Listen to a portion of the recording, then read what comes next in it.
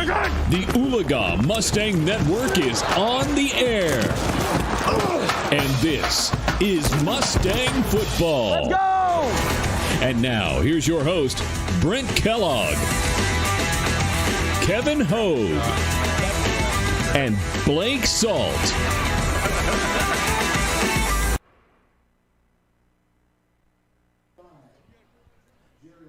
In 1873, after Yale had become the third American college after Princeton and Rutgers to put a football team together, the oldest college football rivalry game was born. The competition between the Princeton Tigers and the Yale Bulldogs has been heated from the beginning, with Princeton scoring 3 points against Yale's none in their very first game in 1873. While Princeton dominated college football for the 19th century, Yale has won more than 141 games, the teams that have played over the past 146 years. In addition to Princeton versus Yale being the oldest college football rivalry in America, it's one of the oldest continuously rivalries in all of American sports, including professional football. Fun fact, the first time that Princeton versus Yale game was actually filmed was on November 15th of 1902, and the camera was operated by none other than Thomas Edison. If I could take you to Connecticut, Norwich Free Academy and New London High School, a couple of high schools from Connecticut hold the longest high school football rivalry. Their first game was played in 1875 on Thanksgiving Day and is still played on Thanksgiving Day. NFL fans, Bears-Packers rivalry began in 1921. It is the longest rivalry in the NFL. And some other notable rivalries in sports, Andre the Giant and Hulk Hogan, right? 1978 began that rivalry. There was a brief period between 1982 and 1986 that they were actually friends, but Andre and Hogan fought in a steel cage match at WrestleFest July 31st of 1988. That was their last single match where they would face each other. One of the more famous American sports rivalries is the Red Sox versus the Yankees. First met in 1901, Oriole Park in Baltimore, Maryland. Down through the decades, the Oologah Mustangs have had some rivalries, like the Rogers County Rumble, where we play Claremore. Collinsville has always been a fun rivalry. In the early 1990s, there was not a lot of love for Bristow in these parts. Seminole just kind of kept being this constant thorn as we would make those run through the playoffs. But if you ask anyone today, who is Oologah's biggest rival, they don't even pause. They don't even hesitate. They just grimace a little bit, and they say the Wagoner Bulldogs.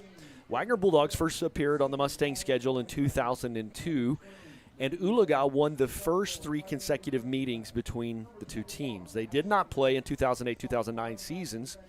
The Mustangs and the Bulldogs have played 20 times since 2002. 3 of those matchups took place in a state championship game, which probably contributed to why you would say it's one of the biggest rivalries in Oologah history. 2014, 2015, and 2016. 3 straight times the Mustangs and the Bulldogs met in the state final game. 2014, the Mustangs started the season 0-5, and then they went on a tear.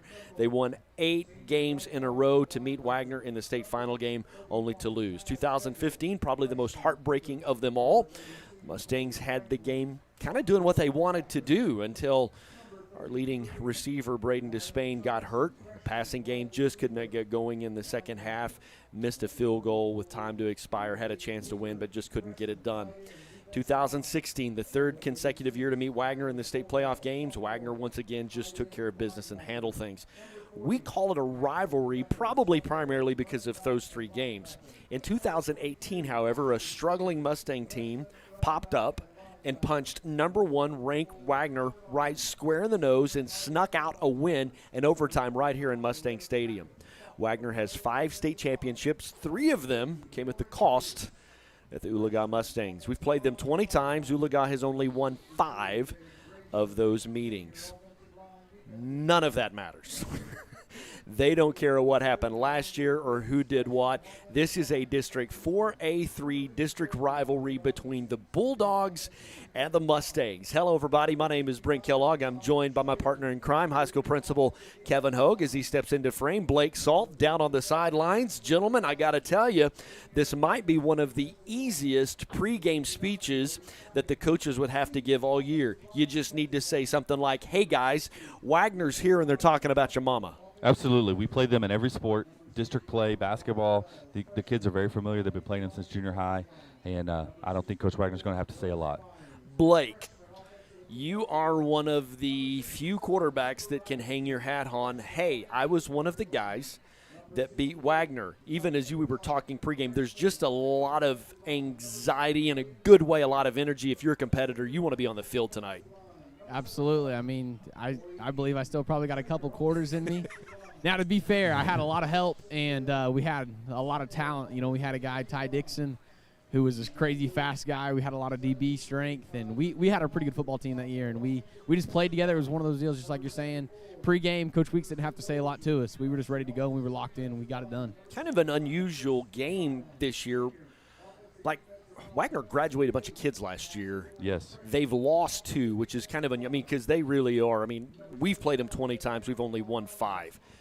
But they're down a little bit. They stubbed their toe against a little bit against Bristow. Now, they got beat by Coweta. Coweta's a good team. Coweta, good 5A team. Yeah, they're going to make a run in 5A. Don't know that they'll get all the way to the goal ball game. But Wagner comes in tonight, and I think they're beatable. Now, you've got to play great football. You got to play smart football. You got to take care of the football tonight if you're the Mustangs, and don't let them get on top of you and play from behind. You need to kind of go punch for punch with them. Absolutely. Coach Wagner talked a lot about that. You'll hear that in a little bit, but about how important the first possession, the first quarter is, going out and gaining some confidence, keeping it close. And then just like Blake's talking about, have some kids step up, make some plays. We had a special teams touchdown that night that we beat them in overtime, and it's probably going to take something like that tonight. You're going to need some of that. You're going to need some help. You're going to need Wagner to make some mistakes, and you're going to have to play a great game.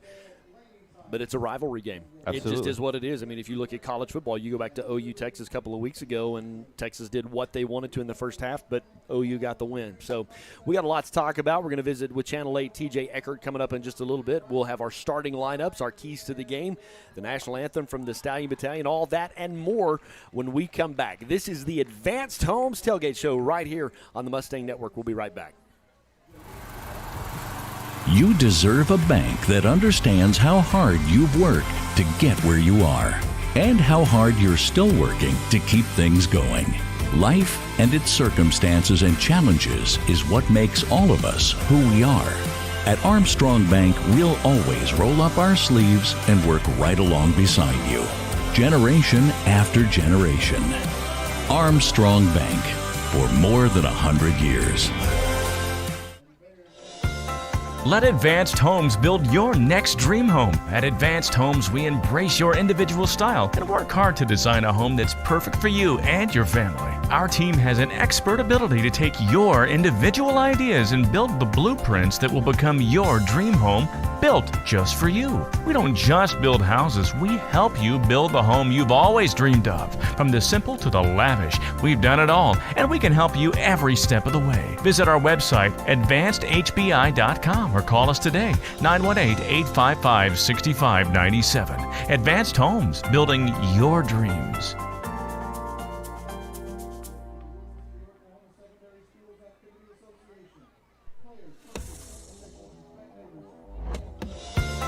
Let Advanced Homes build your next dream home. At Advanced Homes, we embrace your individual style and work hard to design a home that's perfect for you and your family. Our team has an expert ability to take your individual ideas and build the blueprints that will become your dream home, built just for you. We don't just build houses, we help you build the home you've always dreamed of. From the simple to the lavish, we've done it all, and we can help you every step of the way. Visit our website, advancedhbi.com, or call us today, 918-855-6597. Advanced Homes, building your dreams.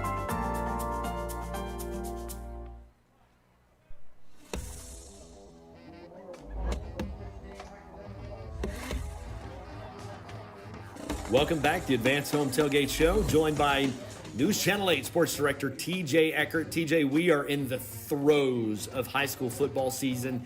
Guys are determining whether they're going to make that playoff spot or not. It's just some big games that are on the line. Yeah, this is about the time where you start to kind of separate the who's legit and who's not down the stretch here of the high school football season. Only a couple weeks left for seeding purposes, and then the real thing starts here in a couple weeks. Well, and so for games close by here in the Tulsa area, really it's when you look at score sheets, there's not a lot that pops out at you. One of them that I think kind of caught my attention because Sand Springs, certainly a team on the rise. Bobby Klink, he's a Bill Blankenship protege, and he's done a great job in Sand Springs. Choctaw makes the trip tonight to come into the Tulsa area, and I think Choctaw surprised some people when Bigsby went to town and just hammered them. And so I think the Choctaw-Sand Springs game is an interesting matchup. It is interesting, and if you go by the Bixby matchup, Sand Springs should be favored, right? Because Sand Springs lost by less. Is that like a consolation? I don't know. Yeah, this is an interesting one because Bobby Klink's done. We've talked about it a couple weeks here on the show.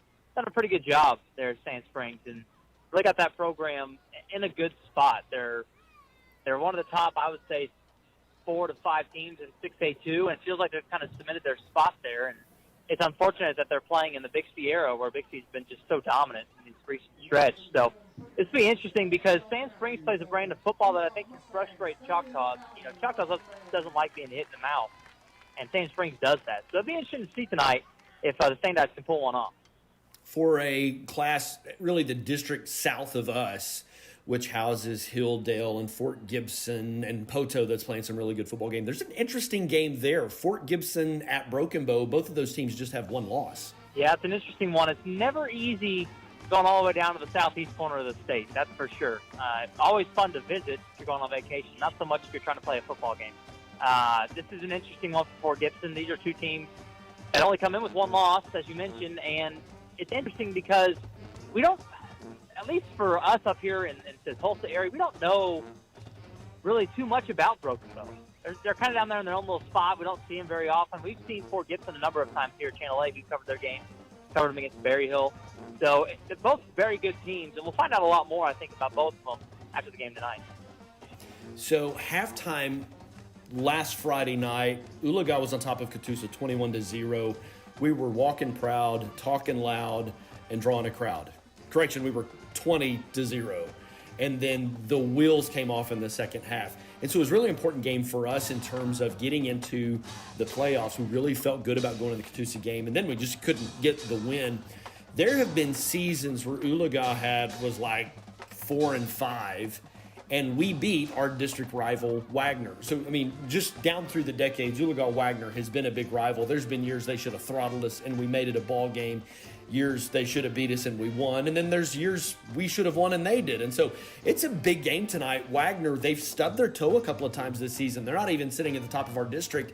But Wagoner-Oologah, it's a big game in the Tulsa area. It's a big game. And it's interesting that Wagoner has not been what you would consider the Wagoner Bulldogs that we've come to know in recent years.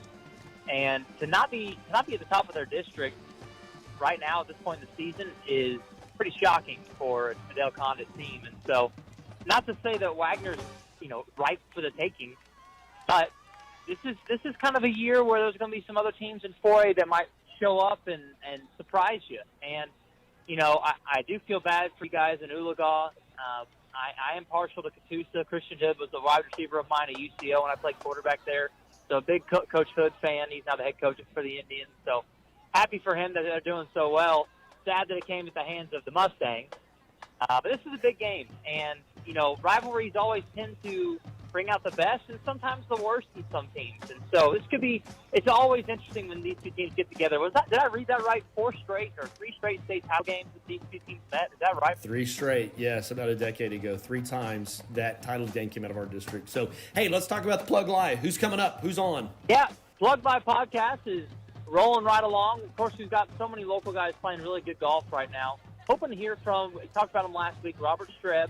Played really well this past week at the CJ Cup. Hoping to hear from him coming up in a couple episodes. So Ricky Fowler playing great. Obviously an OSU Cowboy. Got to love that. Good to see him playing well. The golf's not the same without Ricky Fowler. So, yeah, lots of stuff, good stuff going on. This is a great time of year to hop into the Plug By. We always take listener questions and listener comments as well. So if you are listening and you want to join in on the fun, send us a question on our Twitter and Instagram. It's Slugs Live Pod on both those platforms. So happy to have you guys listening. You can download it on all the podcast platforms. TJ, have fun. Beautiful weather covering high school football tonight. Good luck to the Mustangs, Brent. Thank you. We will be back with more at the Advanced Homes Tailgate Show right after this.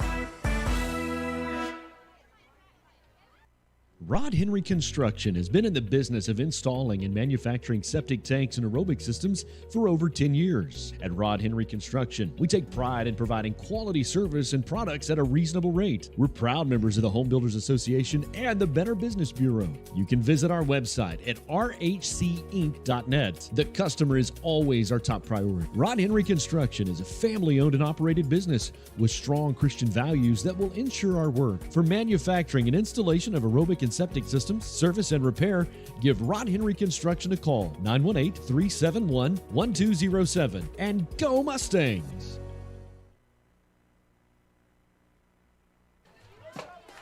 Welcome back to Advanced Homes Tailgate Show, everybody. My name is Brent Kellogg, joined by Kevin Hogue and our very own Blake Salt down on the sidelines. We're just a few minutes away here from the National Anthem. Guys, taking a look at some stats. Let's talk real quick just about the guys we expect to see in the starting.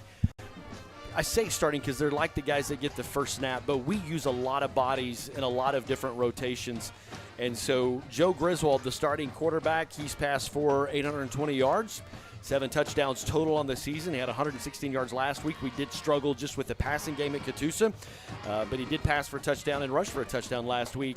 Wide receiver J.J. Streeter, he's got 459 yards on the season, 4 catches for touchdowns. Ashton Wright has 125 yards rushing. We use him in that capacity a lot. 65 yards on the catch, 65 yards catching on the year. And then Braxton Moore has really kind of turned it on. And I kind of thought last week that he might become a bigger tool, and he is. He's got 91 yards on the season, but he's kind of become that hot target. Aiden Trimble with 786 yards on the year rushing. He averages about 150, 160 yards a game.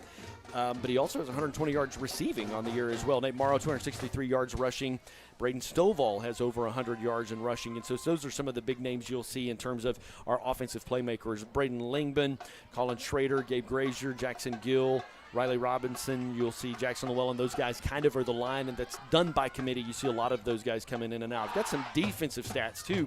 Rafe Tackett, he's got 18 tackles on the season. Gabe Grazier plays a lot. Gabe's got 27.5 tackles on the season as well. Corey Eaton, kind of the guy right in the middle that anchors that D-line. He's got 15 tackles on the season. Brody Sappington's got 37 tackles on the year. Colin Schrader, he's got 18. Aiden Trimble with 38 tackles. We use him in lots of variety. He plays in that linebacker. Nate Morrow, 21 tackles. Caden Smith leading the team in tackles with 52.5 tackles on the season. So obviously getting job done there. Patty Miller, Patrick, 42.5 tackles on the season. Max Hale's got 6.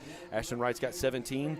And we do have some injuries in our secondary, so some of those names will be a little bit different tonight. Joe Griswold does play quarterback. Sometimes we have to have him on the field. I would suspect you're going to see Joe a lot tonight in the secondary. You got Ty Cherry with 38.5 tackles and an interception. A.J. Streeter's got a couple of interceptions and a couple of tackles as well. So that's kind of the guys that we will call their names a lot tonight. And so we are actually here about to take the national anthem in just a moment. And so I'm glad you're here. Guys, feels good. Like the temperature's starting to drop just a little bit as well. Perfect weather. No wind. It is fall football, and crowd's getting here. I know they're excited. They're in their hoodies. Absolutely, it's football weather. Blake, you're down on the field. What's the energy? What's the air? What's the mode of Oologah Stadium tonight? It's electric. I mean, Wagner comes to town. I mean, it is what it is. If you've been here and you were here in 2018, you were here when we played them here, you just know what it's like. You just know how electric this place is and just how much fun this game is going to be. So I think in terms for Oologah to play well tonight, we really have got to get the passing game going. There's been a couple of those times where we hit that wildcat, but we really need that passing game to go. I'm going to pause. We're going to go to the field, take a moment of silence, and the national anthem. We'll be back with more. Hang on. Don't go anywhere. And other silent activities. Please be respectful of others during this moment of silence.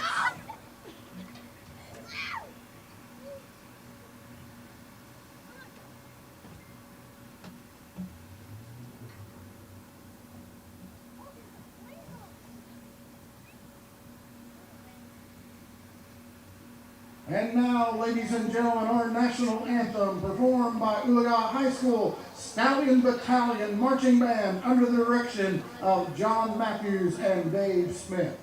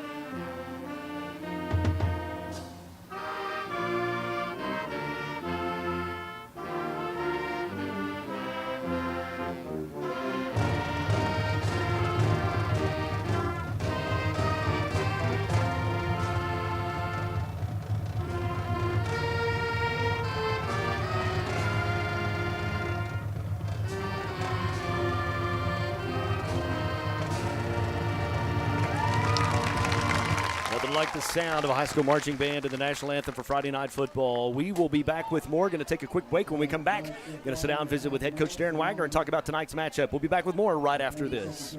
When I was in foster care, I never knew when I would have to move, so I always had my suitcase ready to go. Then one day, I was adopted. My new parents opened their hearts and home to me. My parents cook my favorite breakfast for me every morning. My parents take me on trips I never thought I would go on. They gave me a home and an even better reason to use that suitcase. My parents aren't perfect, but they're perfect for me.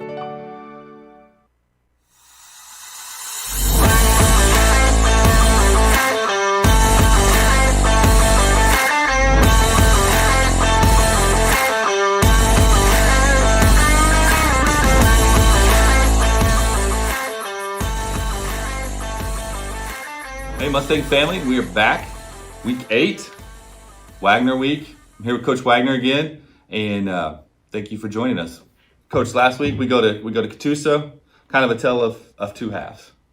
Yeah, I mean, no doubt about it. I mean, we knew Catoosa was getting their quarterback back, and we didn't know 100% how they would look offensively.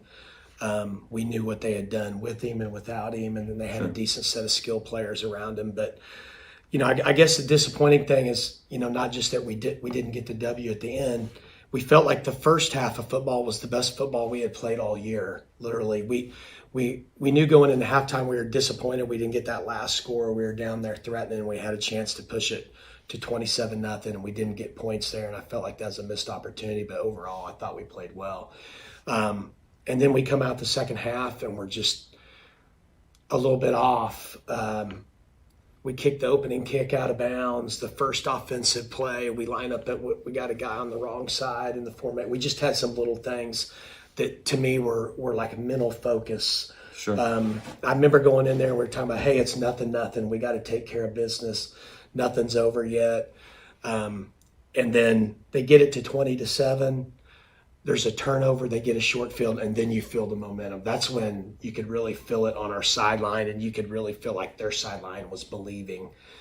Even though they'd got it down to 2 scores, I think they needed something to happen. Something positive. Something for them to happen, and unfortunately we gave it that moment, and then all of a sudden you're fighting the momentum. And we know what that's like, because back at the Claremore game when we got the onside kick, I looked at Coach Rowe and said, we're going to win. And so we know what it's like on both sides of it to fight that momentum thing. But it was disappointing. I mean, our kids were disappointed. By no means did they want to lose a football game or give up a 20-point lead. And so when we came in they had 3 days off. We came in early Monday morning, and we watched some film clips of the second half. And there's a lot of individual plays that you could point to that could make the outcome of that different. Really in all 3 phases of the game. But we kind of had to process it, get over it, and basically say, hey, that's life. Sometimes something bad happens. You still get up and go to work. You still take care of your wife and kids, and football's no different. Sure. Be thankful for the chance that you get to play this week and hopefully have a a different outcome than the week before. So our kids had a good week. I think we're ready. Yeah, I think you hit on something. Every coaching staff and every team is different. So, and how they process things. And I think you said a little bit earlier it was important for you to talk about what had happened. And you feel like how's that translated to the week of practice and the energy and all that? I know you hit on a little bit, but.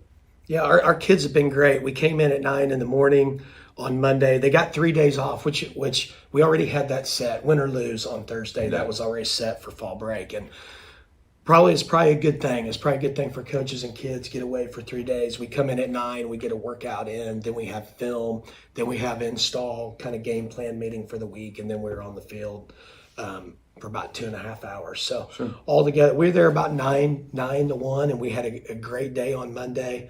And then we had a great practice yesterday. The band competition was going on, so I think the kids liked the fact I invited all those people to watch them practice. Yeah, that was cool. So we had good energy and good juice yesterday before we headed off to the grass for the second half of practice. But it's been two really good days. Wednesday's going to be a great day for us too, so I'm excited to see how we respond.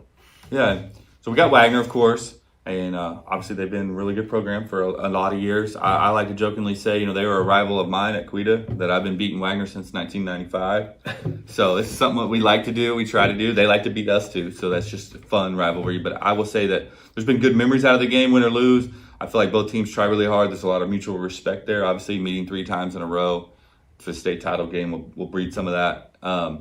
What do we got to do tonight against the Bulldogs to be successful? Well, number one, we have to stay out of 3rd and long.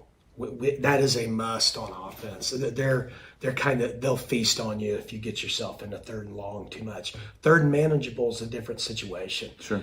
We talked to the kids all week about how important tonight it would be to move the sticks, control the clock a little bit. Yeah. Even as long as every drive ends in a kick, you're still in pretty good shape. Can you flip the field position and give them a long field? If you look back through the history of it, I don't think there's too many times that Oologah has beat Wagoner in a track meet. It's a good old-fashioned Donnybrook. For sure. Good defenses, grinding it out. 17-14, I believe it was 3 years ago. Yeah, here. That's the kind of game that you need to get them in. There's no doubt about it. And I would say we have to play really well on defense, but offense is a huge part of that. Yeah. We can't turn the ball over and you can't go 3 and out and win this game. And so I think our kids know that message. It's just a matter of coming off the football and knocking somebody off the line of scrimmage and being able to throw it when you need to. Sure. All right, well, we're super excited, and we'll be right back for more after this. Let Advanced Homes build your next dream home. At Advanced Homes, we embrace your individual style and work hard to design a home that's perfect for you and your family. Our team has an expert ability to take your individual ideas and build the blueprints that will become your dream home, built just for you. We don't just build houses, we help you build the home you've always dreamed of. From the simple to the lavish, we've done it all, and we can help you every step of the way. Visit our website, advancedhbi.com, or call us today, 918-855-6597. Advanced Homes, building your dreams.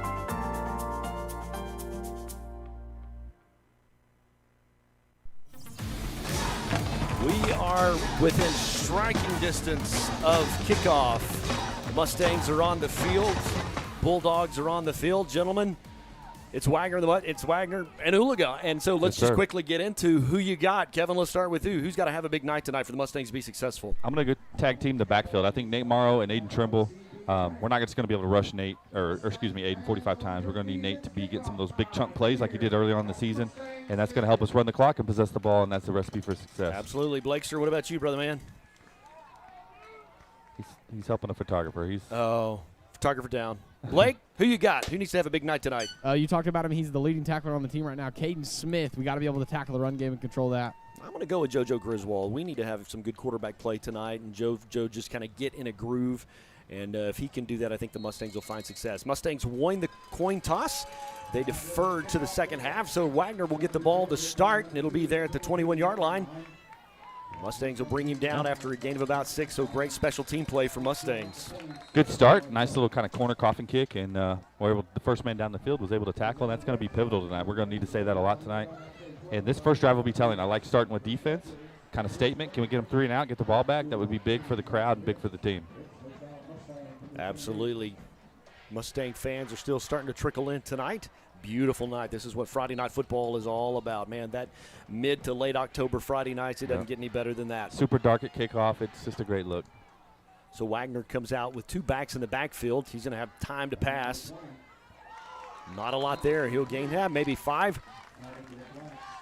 Good tackle there by number 2, Max Hale. Great job flying up, wrapping up, making the tackle.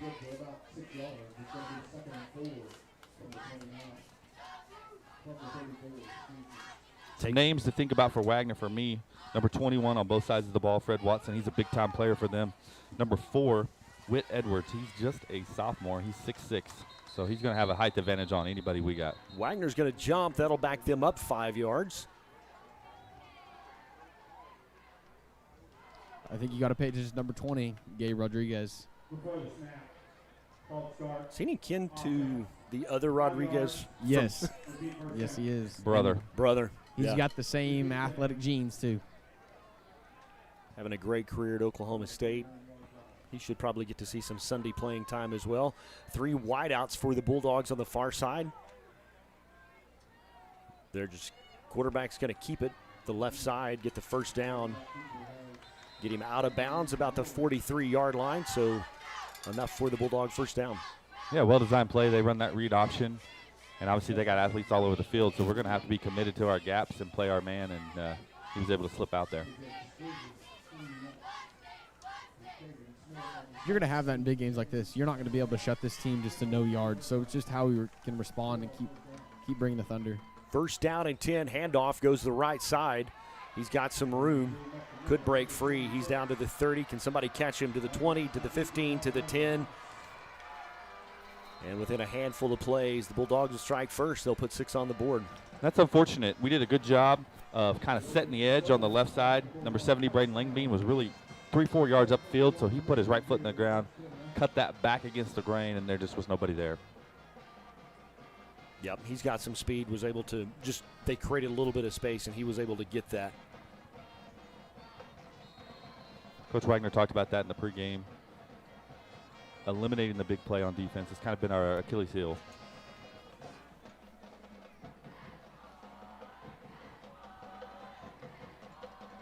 Yep, up and in. Logan Bloxham will do the kicking duties for the Bulldogs, and just like that, they're on top 7-0. You don't want to let this get away from you.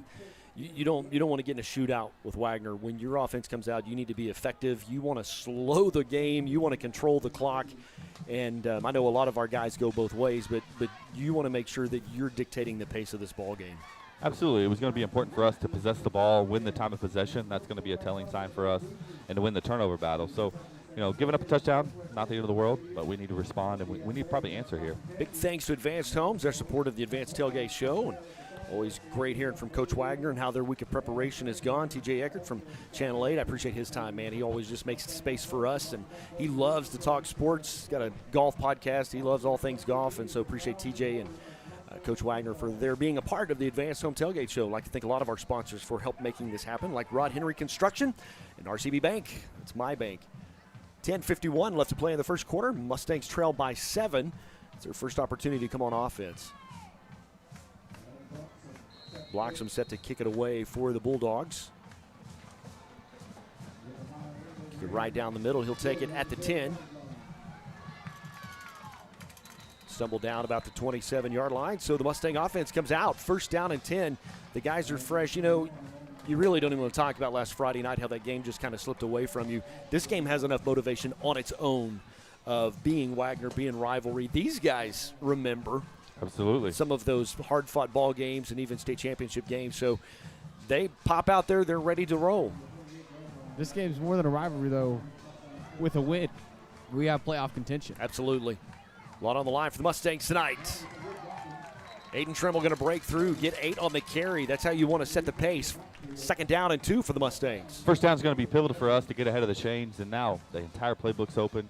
And offensive line, they've been playing really, really well. Off to a good start again here. Blake, you got nothing to lose tonight as well. I think you play. I think you just throw everything you've got at them. Absolutely. I mean, no secrets anymore. It's week 8. You just got to go. Mustangs actually had Aiden in the quarterback position. Handed it off to Morrow, lost a couple, went backwards. Bring up about 3rd down and 4. That was the Wildcat look again. We've had a lot of success with that. Obviously, we didn't there. They were able to get into the backfield, and that might be a tough look tonight. We do have some maybe special plays off that set, but their front 7 are going to tee off on that. They're a team in the past, always preparing for them. They're a team that will blitz as many guys as they can and play one-on-one coverage until you make them respect that. Griswold's not even on the field in the Wildcat. Bring Lynham in motion. May have a offsides, I hope. Coach Wagner looks happy about it.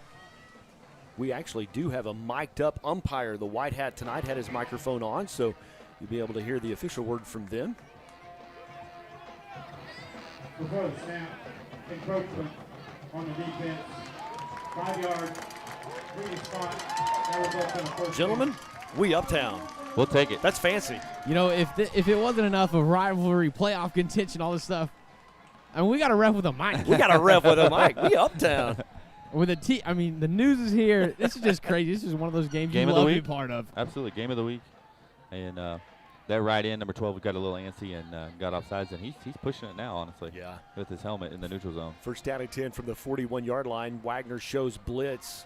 Oh, my goodness. That was just blown up from the beginning.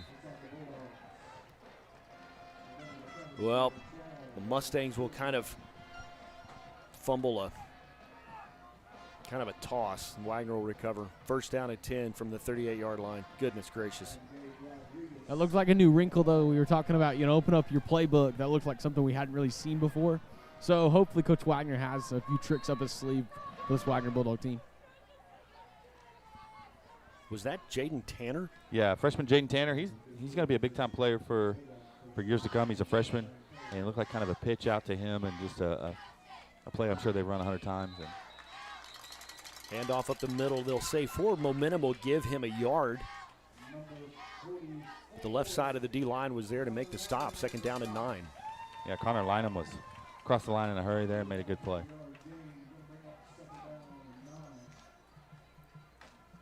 Mustangs in the Vegas gold helmets and pants. Royal blue. Love that look. Quarterback's going to keep this one. He's fast. He actually has more yards rushing than either of their running backs combined. Yeah, and he broke 2 tackles before we finally brought him down. Safety brought him down. We're going to have to stop him at the point of contact better than that. I think it's about wrapping him up and, rally tackling to him because he's a really, really strong runner. So was his brother. Malcolm played quarterback, and he was a very strong runner. And so it's about wrapping him up and getting 11 gold hats to that. Again, you have some hope because the scheme is sound. The guys are there. We're just not making the plays right now. 3 receivers go to the far side of the field with 1 receiver to the near side. Rodriguez, the quarterback, looking to pass a little screen pass, but it's overthrown, so it'll be incomplete. 2nd down and 10 for the Bulldogs. Just trying to set up a little bubble screen or screen out wide and get some playmakers in space, and that's really just a long run for them, just another way to get their guys out on the perimeter. So, coming up at halftime, the Stallion Battalion will be doing their show. Had a big week for the Oologah Band. We hosted the Oklahoma Secondary Activity Association marching regional competition here at Oologah, and they marched in 3 Street Superior. Yeah, they did a phenomenal job. That's a big thing. I'm hoping we can get John on the stream in a little bit to talk about kind of what that superior rating sets up for us. Handoff up the middle. He's still grinding. He'll gain maybe a couple, but still you got him 3rd and long situation here. Yeah, great job by Gabe Grazer. He's really been probably our most consistent player on both sides of the ball and having a big-time senior year for us. Yeah, I'd love to get John Matthews on, talk about the band. I know he's proud of him like we all are and kind of what the superior ratings set up in the future into the spring. Yeah, this could be a record year for the Mustangs.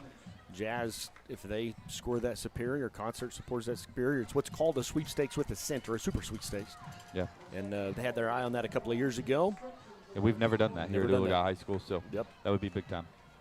2 backs in the backfield. Quarterback with a little bit of time. He's back under some pressure. Going to overthrow his receiver, so your defense holds. 4th down and 7 for the Bulldogs. And they have a good kicker. It doesn't look like they're going to bring – well, maybe they are. They're going to bring him on. He can kick it. I noticed in warm-ups he was good out to about 40 on some kicks, so this is well within his range. That's so huge, though. We turn over the ball on our side of the field, and we're able to get a 4th down stop here and force them into kicking a field goal. This is how we need to win this game. Yeah, you're right. We basically turned it over right where they're going to hold it and didn't give up any points. So great job. Logan Bloxham will be their kicker. The ball down, kick on the way. And it's good. So they're going to jump out on top 10-0. But I do think your defense gets a huge win there from not letting them get 6 more on the board. Yeah, they did a good job on first down, tackling there and forced them into – they don't want to throw the ball around, to be honest with you. That's not what they do best. So. Absolutely. And like I said, this team is a good football team. And against good football teams, you're not most likely going to shut these guys out for 4 quarters. So being at 10-0 right now, we're not in a dire position. We're not having to, chase points right now. I mean, it's first quarter. We got a lot of game ahead of us. Our defense is playing well here after they responded, and so that's good to see. So the Mustangs will get the ball back with 7:20 left to play in the first quarter. I want to thank some of our great sponsors like Will Rogers Animal Hospital, located right off 169 here in Oologah, and All Smiles Dental, quality and affordable dental care right here at home. Thanks for your support of Mustang Athletics and the Mustang Network. Bloxham does their kicking duty, and he will set to kick it away. Another deep center kick. Bobbles it a little bit. He'll get out to about the 24-yard line, so your Mustang offense, first down and 10 from the 24. I don't know if you guys can see it up there because of your angle, but we actually had that blocked up pretty well, and there was a really small crease that closed, but it's interesting to see if Ashton Wright could take one of those back. He has one on the year. He's got some speed and some quickness. So. And I think you're going to need one. I think you're going to need your special teams. You're going to need the other components of this ball game to help you. You're going to need a big takeaway. You're going to need them to make some mistakes. JoJo, handoff, right side, Aiden Trimble. Big collision. Going to pick up about 4. Another new little wrinkle. We don't do a whole lot of draws. Sure. And that's exactly what that was. And did a good job because their left defensive end actually rushed past Aiden there, so we were able to slip that up for 4 yards. Second down and 6 for the Mustangs. Good job staying on schedule there. 4 yards on first down's good. Yeah, it may not be pretty, but I promise you we'll take 4 yards every time and just keep turning it over, keep chewing clock. Hand off to Trimble, the right side. Met some traffic, but he'll still pick up 2. Leads you in third down and manageable.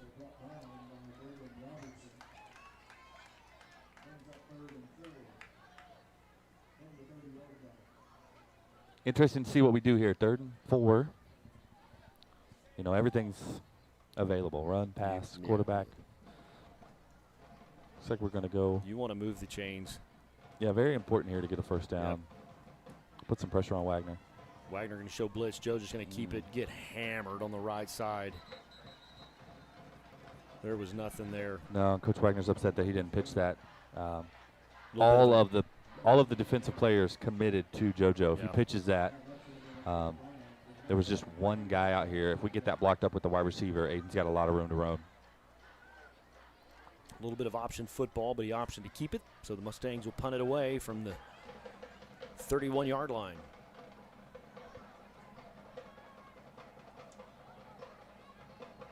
False start. Yep. Get us It's going to get you a first down. Oh, no, they're going to call false start on us. Boy, that didn't look like it. I'm sure it was. He's got the best vantage point on the field, but, man, it looked like and they it was came on that across. side of the line, sure, yeah. Interesting to see. They got their quarterback, Gabe Rodriguez, back here to catch this punt. So that shows you kind of what type of runner and a tough kid he is.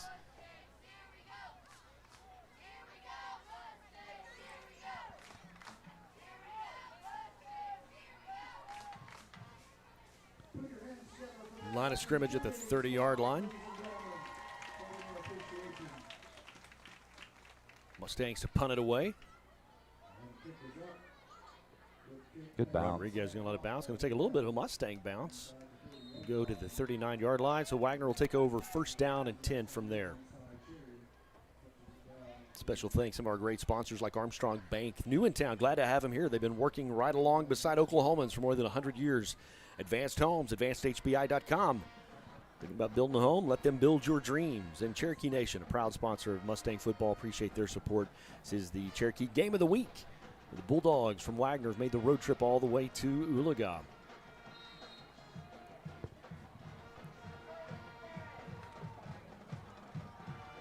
Rodriguez back. He's got some time. Now he's under pressure. Nice They're job. going to bring him down. Nice job by number 45, Brody Sappington there. That was a nice coverage sack. You know, he pumped that. He was wanting to get rid of it, but we were all over him, and so he had to eat that one. And that's a testament to our secondary. They're doing a good job right now. I think it's super important that we set the tone on defense and make this team fluster and get into a passing game. That they don't like to do that. You know, they like to run the ball and be run heavy and have a quarterback option. If we can get them to throw the ball or attempt to throw the ball, I think that's to our advantage. Absolutely. 2 receivers to the far side. They'll move a man in motion, hand it off to him as he goes left. He's got some room holding right there by number 3, but will not say anything about it. Knock him out of bounds, 27-yard line. That was essentially just student body left. They had everybody out left on the wide side of the field. 1 wide receiver here, put him in motion, run that jet to that side. And they just had more blockers than we had defenders. First down at 10. Puts them back where they were the last time where we held them, which is within their field goal range. 3 receivers kind of trips to the left. 1 receiver here to the near side for us. That'll false start, put him behind the chains. First down at 15 now for Wagoner. This is going to be another one of those situations where we're going to need to bend, not break. Definitely don't need to give up 7 here. Giving up a field goal attempt is not the end of the world, but when you got them 2nd and 15 like we did earlier to give up a big play like that, it's unfortunate. If we as a defense can keep holding them to field goals and keep those 7-point touchdowns off of the board, then our offense just needs to respond because the defense is doing their job essentially. Same formation, 2 receivers to the far side. Quarterback's just going to keep it up the middle. He'll pick up about 3 of those yards. They'll still keep it behind the chain. 2nd down and 12 will come up for the Bulldogs.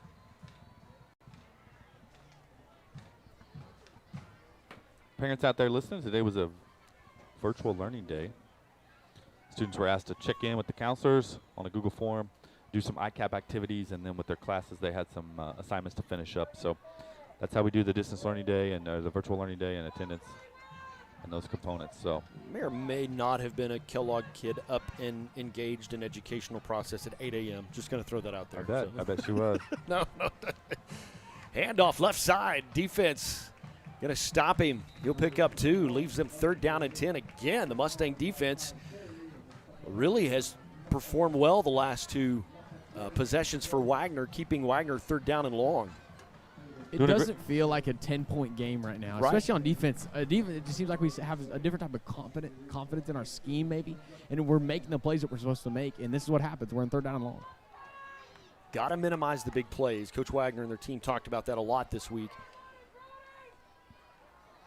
Hand off up the middle. There's nothing there. Yep, good job by Brody Sappington being in the backfield there. No gain on the play. Brings up 4th down and 10 for the Bulldogs. And good job for Brody. We've called his name a couple times here early. So 4th down, and I think you saw them running. This is 4-down territory for sure. This will be at the edge of their field goal. He's a good kicker, but it's at the edge of his limits. So you're going to see them go for it. This will be huge for some momentum for the Mustangs. If you can get a stop here, if you can turn them around, absolutely. This is really our first big time down here in this game. Right. This is huge for momentum. So 2 receivers to the narrow side of the field, and that'll back them up 5 more yards. Yep. They'll jump. 2 guys move to go in motion. You can't do that. Prior to the snap, false start. On the offense, 5 yards from the previous spot, still 4th down. I don't know about you guys. I like that. I'm saying I don't want to agree with Blake, but that does give a little special feel to the night. I like that. 4A ball in Oklahoma with a mic'd up referee. Big time. Mustangs show blitz. They'll drop back into coverage. Got a guy one-on-one. Good How about that? Joe Griswold on coverage. Yeah, that's the big 6'6" sophomore. And it was getting physical down there, and Joseph did a good job being in. I think the wide receiver, if he would have just ran the route and focused on the ball instead of focused on trying to create space, he'd have had a better shot there. But great job by our quarterback, and you're going to see him. You know, Coach Wagoner talked about it 2 weeks ago on the pregame show. It's hard on those big downs not to get your best players out there. Even though he's your quarterback, he's going to have to. We're just not in a position where we can keep him on the sideline. Receiver was Whit Edwards. Got to go score here. Got to get some points on the board. At least 3. Mustangs, screen pass to the outside. Got a little room to Trimble. Knock him out of bounds. Good job to break some tackles, get some positive yards. Like he's going to gain 5, maybe 6 on the carry. Good first down play for the Mustangs. Get yourself in good position for the rest of this drive. Yeah, and that's just Coach Wagner doing a good job of getting our playmaker out in space, giving him basically a long handoff. Looks like they're going to take it back a little and give us maybe 3.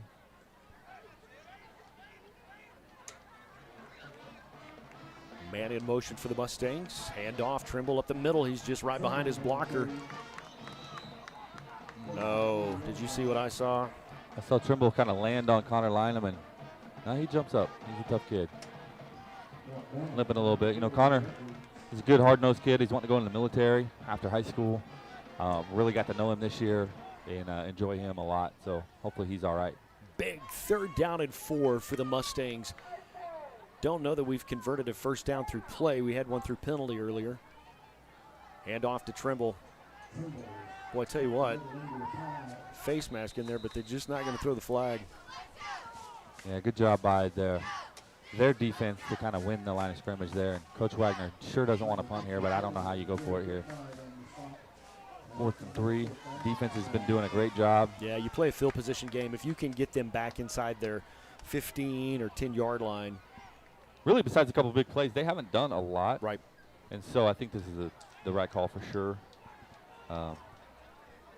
You turn it over here on your own territory, you give them momentum, and they don't have a lot of momentum right now. They're probably a little bit frustrated. Punting isn't always a bad thing. Right now we're going to get to flip the field and get our defense in a lot better spot than just like what you're saying if we were to turn it over and not make that first down. And so getting to flip the field, and our defense is playing great. After that first drive, we've really stepped it up. We got some momentum, and this is just a different team and a different defense than we've seen in the past weeks. 33-yard line. The Bulldogs will take over first down and 10.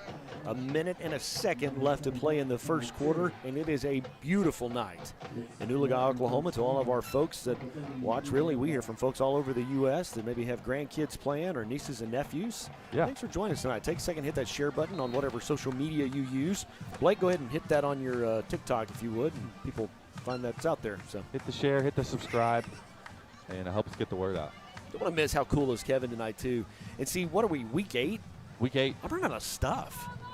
Like, I'm just not that cool.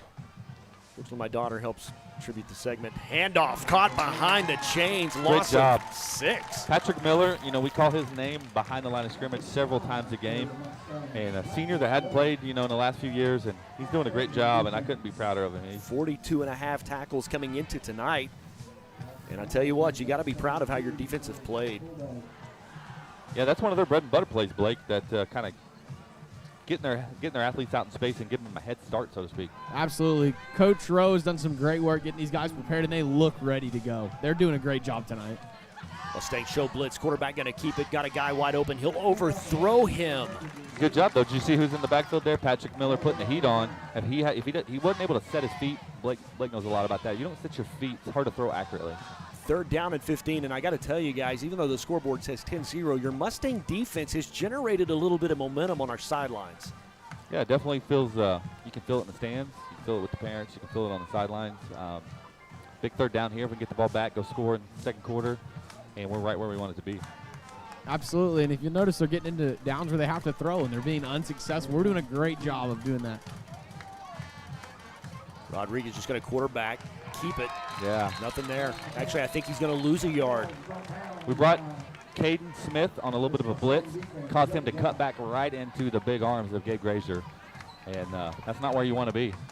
Sometimes football is a chess game. Yeah, absolutely. You punt, you put them back on that side of the field, and your defense did what you asked them to do. They're 4th down and a lot to go. So we're at the quarters. We're going to take a quick timeout. We'll be back with more right after this.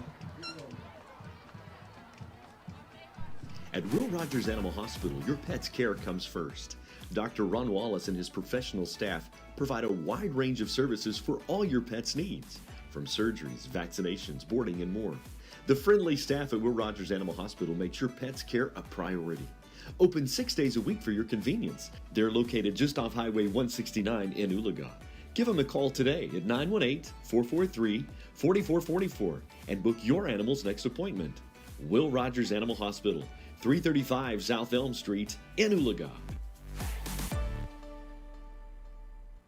Hey guys, it's me, Isabella Gomez, filling in for Smokey Bear because he's got more to say than just... Only you can prevent wildfires. Like, if you're outside enjoying a barbecue, don't let a hamburger distract you from fire safety. Make sure you aren't dumping your hot coals or ashes onto the ground because that could start a wildfire. So take wildfire prevention seriously and let's save the world one day at a time. Juntos con Smokey Bear, podemos hacerlo. Go to smokeybear.com to learn more about wildfire prevention. Brought to you by the U.S. Forest Service, your state forester, and the Ad Council.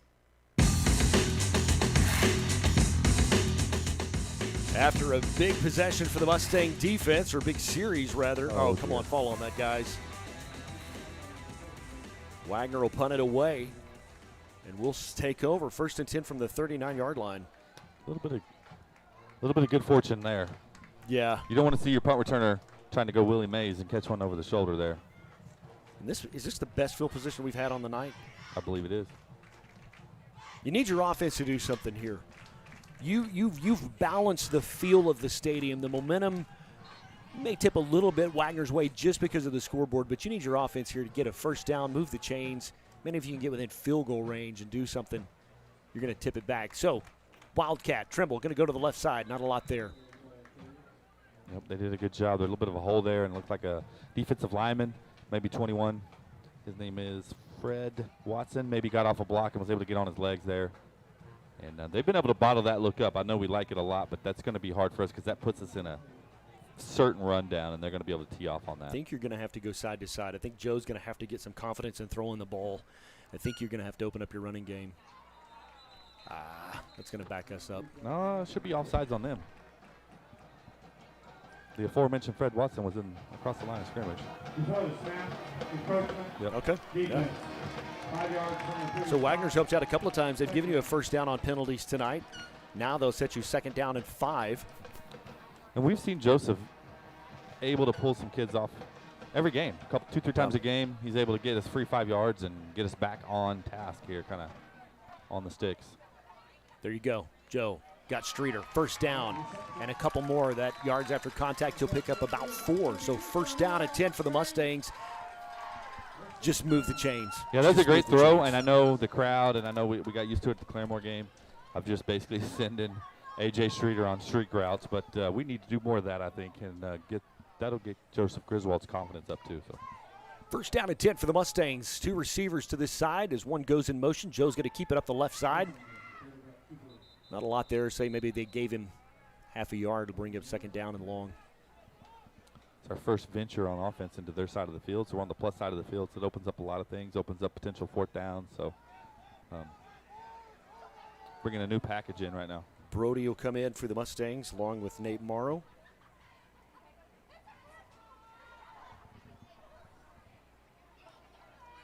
Going back to that Wildcat look. Move Connor in motion. Going to reverse a little bit, but I think Wagner just read it. Number 4, he's a big, tall guy. He's been there all night. Whit Edwards. He's a receiver, but also kind of plays. Fred Watson. They did a good job playing their assignment because that play is designed to get them flowing to the ball to the far side of the field, and then you're able to hit that reverse. But they did a good job of staying on the backside there. So Joe Griswold will come back in. Streeter will join him. So you're 3rd and predictable. 3rd down and 9s on the scoreboard with 10:01 left to play until halftime. Move Connor in motion to see what the defense does to adjust. Joe going to roll out a little bit. Screen to Trimble, get him in the open, but boy, there was nothing there. Lost 6. Yeah, good job by number 12, Alex Shieldknight. Freshman making a big play. Not sure what that penalty is. I think that's on us. Maybe Aiden reacting to something on the pile. He didn't look happy, and he typically keeps his cool, so I'm going to say that's probably a retaliation, but usually they get the 2nd guy, unfortunately.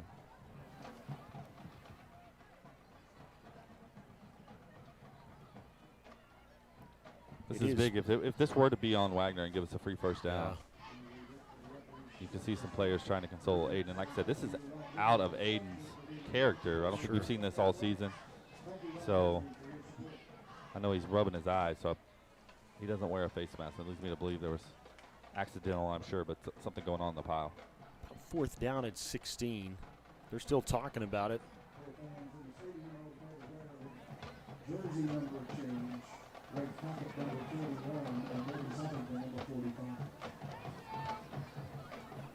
After the play was over, there are 2 fouls, 1 on each team. Unsportsmanlike on blue, unsportsmanlike on white. No penalties offset. 3rd down. 3rd down, 4th down, okay. They did. They got both people, which is probably the right thing to do. I know we were a little disappointed, but yeah, you got to play disciplined, even in those moments where they're talking about your mama. You got to play disciplined.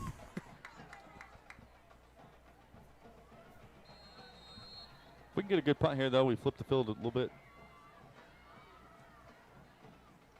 Morrow back to punt for Oologah. Boy, they almost got to him. Yeah, Fred Watson about got there. Little roll down about the 27-yard line, so the Bulldogs will take over 1st down and 10. Putting a lot of pressure on our defense, so far they've been able to respond. So we're going to need another big series here for them. At halftime, we're going to visit with Grant Merrill. We've talked to him every week just about the Oklahoma Sports Prep postgame show, and they do a great job statewide of covering all the big games. Really not a lot going on this week. This is kind of where teams are starting to isolate and set themselves apart, and playoff implications are certainly on the line for a lot of teams. We'll visit with him at halftime.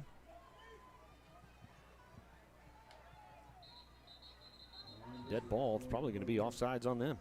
Yeah, looks like it. Back them up 5 yards. Certainly appreciate Grant Randy. They've been kind enough to have an Oologah segment in their statewide radio program every Friday night. Get a chance to call in. And some of those guys do a great job reporting scores.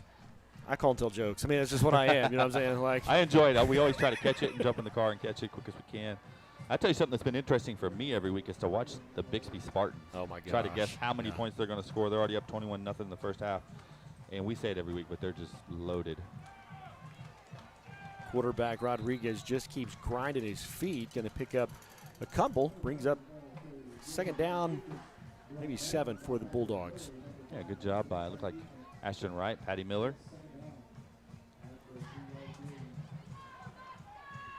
Next season, a lot of shifting will go on between 4As and 5As and 3As, and when that happens, that also changes kind of who you play in district. Yep. And so 4A3, which is the district we play in, will change a little bit as well. 2 guys in the backfield, little screen pass. AJ Streeter on coverage over there, just going to bring him down. Boy, AJ saved 6 points. Pass was complete to Marquise Barnett. Correction, my bad, that was Whit Edwards for Wagner. 1st down and 10 for the Bulldogs. Some scores of note in 5A. Collinsville is number 2. They're 6-0. They're up 21-0 over Tulsa Memorial in the first quarter. And Claremore, our Rogers County rival, is up 28-0 in the first quarter of their game. So, really do kind of expect Collinsville. They got a shot to make a run. Depends on just health of their players. Kind of anticipate them to play McAllister in 5A. McAllister's really good. Screen play to the right side. Just going to bring him down by a host of guys on the far side. Yeah, and if it did end up being that matchup, it would be interesting because McAllister's loaded. Obviously, they're physical too, but they're really athletic.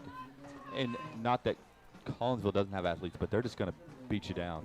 They got more bodies than you do, and they're really good. So that would be a fun 5A final. Game I kind of have my eyes on tonight. Going back to the Bigsby conversation, Choctaw, everybody had them number 2 in Class 6A2. They're actually now number 3. Bigsby just whopped them at Choctaw. Choctaw's tonight in Sand Springs. Sand Springs kind of a team on the rise. Bobby Klink was at Owasso under Bill Blankenship for a while, and he's been head coach there in Sand Springs for a couple of seasons. Really got the Sandites moving in the right direction. 14-7, Choctaw on top of Sand Springs. Yeah, like Bobby, got to know him. He was the defensive coordinator at Muskogee when I was there. Good guy, high energy guy too. Absolutely.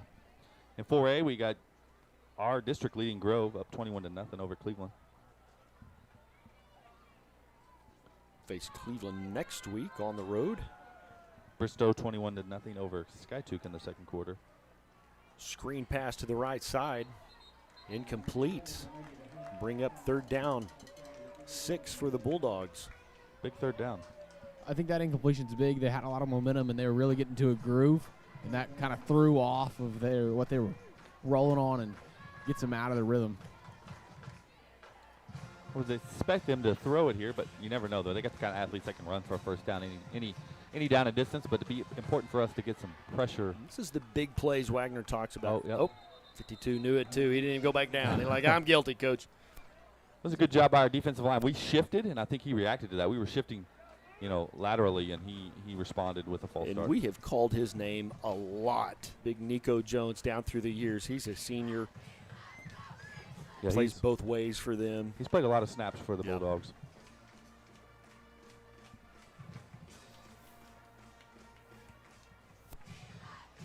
Kudos goes to, as hard as it is for a Mustang to say it, but to Dale Condit and his program. They have really built a fantastic program to Wagoner. If you missed our pregame show, we just talked about how we've played them 20 times, and the Mustangs have only had the upper hand 5 times in those matchups. False start on the offense.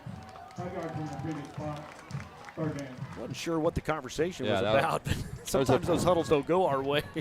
I wasn't going to say it. That's a pretty basic play call. Like, we were shifting. We didn't do anything wrong. And he committed a false start. But So you know what? More importantly, they got it right. 3rd down and 11 for the Bulldogs. They've got 3 receivers under some pressure by Tremble. He still got to him. Oh my goodness. We get caught looking in the backfield, and we got pressure on him, and we hit him hard. But Braden Skeen. Ty Cherry, he's a linebacker, got caught out in space and did a good job to turn around and find the ball, but stopped running, stopped moving his feet. He did turn around to look and see if he could make a play on the ball. He also was outsized a little bit. Skeen a little bit taller. He's a 6', 165 receiver, and just long enough. I mean, it just takes a second hesitation, half a second hesitation for a guy to get an edge on you, and he'll put 6 on the board.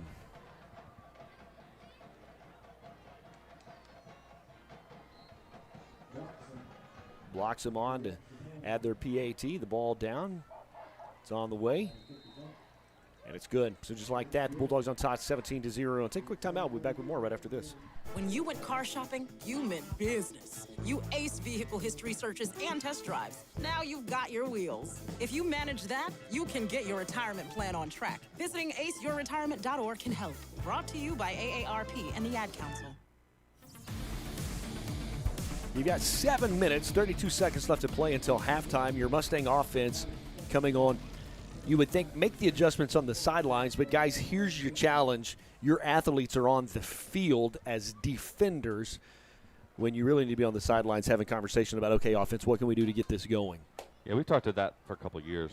Not a lot of time on the sidelines. That's why halftime's so important to scheme that up and to correct things. But, man, that was a big opportunity, and that was just an athlete making a play. They're going to win a track meet. And defense has done a good job tonight. We got to do more on offense, possess the ball, make more first downs, grind out some more clock. Blocks him set to kick it away for the Bulldogs. They'll kick from right to left.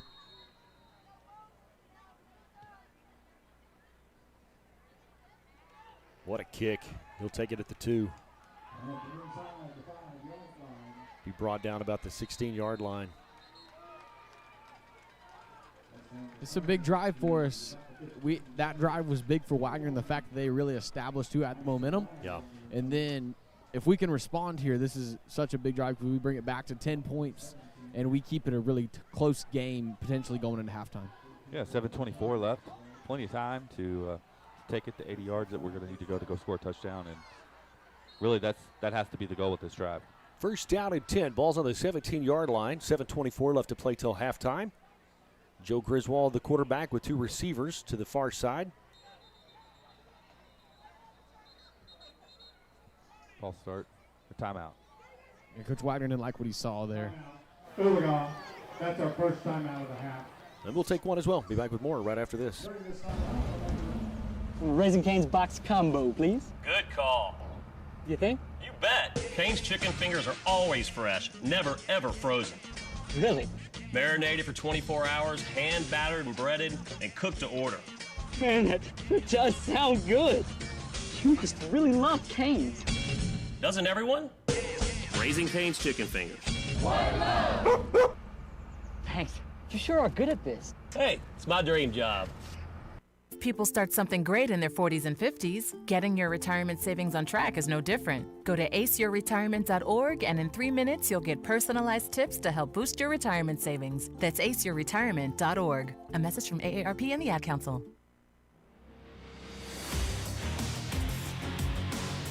.24 after a timeout on the field. Mustangs actually did not have enough guys on the field, so Coach Wagoner caught that, called a timeout, handoff left side. move the tacklers forward. He'll gain, looks like about 4. If I could, want to give Mrs. Dinslow and the one-act play a shout. They placed 3rd in our area contest that was held here, and they go next Thursday to Choctaw for the state tournament. She's really excited about how they've been performing, and Abby Nesbitt was an all-star actor along with Emily Alberti. They did a great job, and I'm excited to be able to go watch that. That's awesome. Headed to Choctaw next week. Headed to Choctaw 2:15. Oh, man. Oh, my goodness. Boy, just the athleticism of number 4 to block that, Whit Edwards. Yeah, 6'6", and we don't get it thrown over the top, and we put it in his hands, and it goes up, and they go get it. Rylan Robinson was there to catch what should have been just a wonky ball, and he'll run it into the end zone for 6 more. Those D linemen are real rangy like that. It's really important that you find throwing lanes. And sometimes they just get in the way. You know, when they're those 6'4" to 6'6" guys, they've got some long arms, and you got to throw it a long ways over them. You know, Joe's not a whole lot taller than me. And so, you know, we don't have a lot of the point of where the ball's coming out. You're already a lot lower than they are. Yeah, he left his feet, that D lineman, and he jumped. I mean, I think he That's could 10 reach feet, it. yeah, I mean. He read Joe's eyes perfectly. So they'll add one more 24-zip. Mustangs trail. If there was ever a time you needed an answer, if there was ever a time you needed to put 6 points on the board and take 6 minutes off the clock, it's right here if you want to give yourself a chance to have any momentum. Yeah, I mean, they've scored 2 touchdowns in 3 plays. Yeah. So that's tough for us to overcome because we don't do that a lot. We have to kind of march down the field, especially against a team like Wagner. We're not going to be a quick strike team.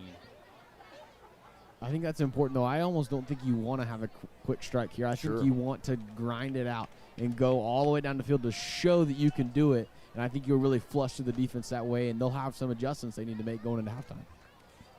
That is well said, my friend, as the Mustangs are back to receive the kickoff. And really, you know, he took that kickoff from the 2 and didn't get much. We really started behind the 20. So you're going to need some. You're going to need some special teams kind of keep you in this.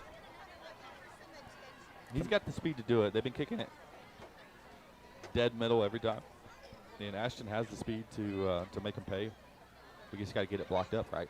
Coming up at halftime, we'll show the Stallion Battalion marching band as they march their show. They are done with competition season and actually had quite the competition season. We'll do it again from the 2.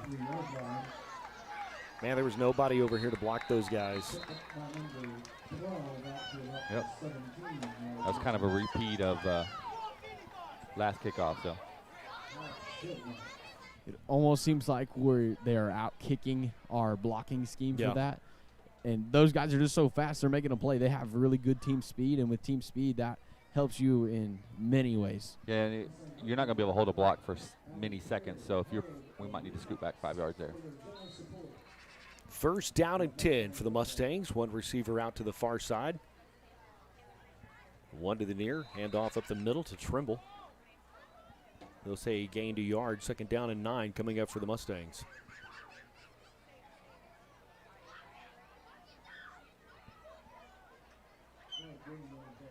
Got Marty the Mustang down there on the sidelines participating in costume night. Good to have Marty it back is tonight. Costume night.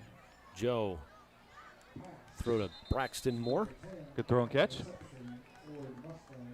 His first catch of the night. Yeah, good to see him get in the passing game. You're going to need him to. You're going to need Connor to have some catches tonight. Big third down. 6:15 on the clock. Big third down. Streeter and Braxton Moore go to the far side. There's nobody on this side of the field as receivers, and they're going to jump off sides, and that's going to give you a first down at 10. You were 3rd and 4, and they jumped off. What? We need to talk about that one. Yeah, the white hat is like, I don't know about you on the far side. It's really not your call, brother man. This is interesting because, again, it just looked cut and dry.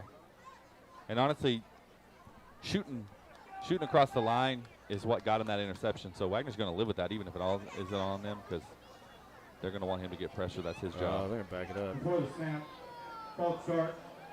Oh, my goodness. Be interesting to go back and watch that and see who that was, because obviously our angle, we're focused on the ball and JoJo, so we see the left defensive end jump off, but be interesting to see who that was. puts us in one of those 3rd and longs, and that's hasn't been a recipe for success. Going to roll Joe out. They bring pressure. He's under pressure. Probably just going to throw that away. And on will come your punt team. As unfortunate as that is, that's the right play to do. Absolutely. Yeah, don't throw that away. You turn that over right there. I mean, it's a walk-in score for those guys. They got to make one guy miss, or maybe, I mean, as fast as they are, they might just run it in on a pick 6.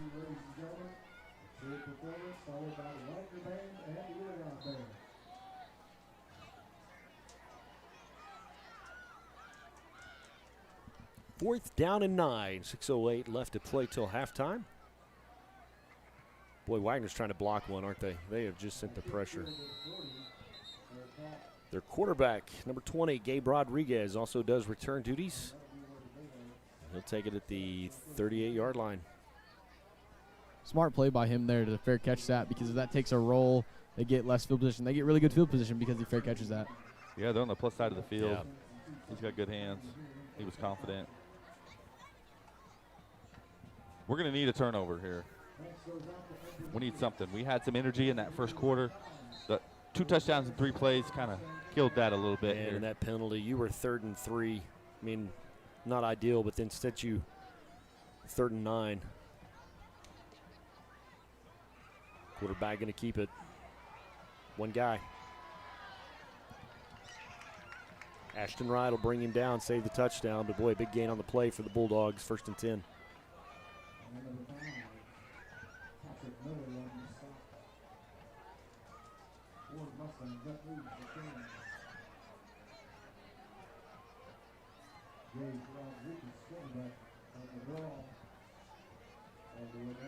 .547 as the clock continues to run. Been a long second quarter, guys. A long second quarter. Hand off up the left side, met right there. Thought they were going to bring him down. Good Lord, he's going to keep moving tacklers. Number 5, Braylon Robertson on the carry for Wagner. Good job by Ty Cherry to meet him in the hole and competing there to get him to the ground. A lot of effort for 1-yard gain. Brings up 2nd down and 9. They can get a 1st down at the 1-yard line. As you guys know, softball and volleyball have concluded, and basketball is about to rank up. Award winners for the softball team. We did. I'll get that pulled up. But Tuesday we have a girls' scrimmage here. Collinsville and Ponca City coming to town. So that should be a lot of fun with the girls playing some big-time competition. Quarterback going to roll to the right under a little bit of pressure.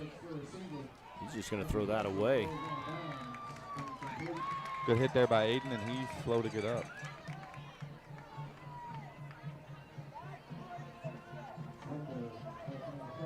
If they stop the clock, you'll have to go off for a play. Yep, sure will. He came down hard. We don't want anything to be wrong with him. For real. As competitive as this rivalry always is, there's a lot of respect. Sure. A lot of respect. So Coach Smith said Saturday, November 13th, we're hosting a Coaches versus Cancer preseason scrimmage. 17 schools coming. All proceeds go to the American Cancer Society, so that's big time. And that's something to look forward to with the boys program. Absolutely. It's just about that time. Yep. So Wagner is going to take a timeout. We'll take one as well. Be back with more right after this.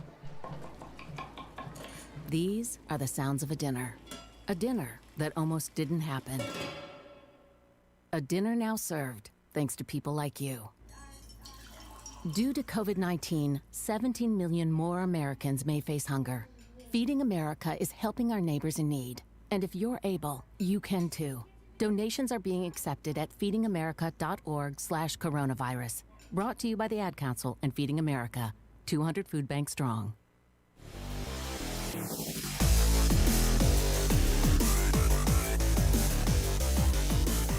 Coming up at halftime, you want to make sure and join us. The Stallion Battalion will be marching. We'll visit with Grant Merrill, Oklahoma Sports Prep, talk about some of the big games going on across the state of Oklahoma. Blake, you made a great point while we were in timeout that since they used that timeout and they had 3 and they've got 4 left to go, they won't necessarily need them. That injured player can come back onto the field. Yeah, that's right. It's a smart move by Wagner. Very tactical decision. Like you said, it's just a little under 5 minutes here, and they're probably not going to need all 3 of those timeouts. So good of them to burn one for a chance to score. Yeah, you mentioned the softball team. They finished up 2nd in districts, and with that came some awards. Pitcher of the Year, sophomore Jaden Sandiford. She was a workhorse. She pitched all but 2 games for the the Lady Mustangs. All-district utility was Hadley Calico, and then we had 2 honorable mentions, Taylor McKee and Addie Edmondson. They did a great job, and they were a lot of fun to watch. Congratulations, Coach Brown, Coach Jan, and the girls. Handoff. Nope, quarterback going to keep it up the right side. Don't know that he'll get there.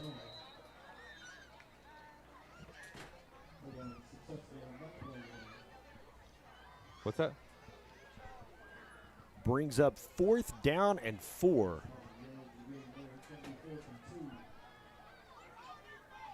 .429 of the clock is counting. Mustang defense will sub some guys in. I think them going forward is more of a result of what we haven't been able to do on offense than anything, because typically you take some points here, but you just let 20 carry it. He's been able to.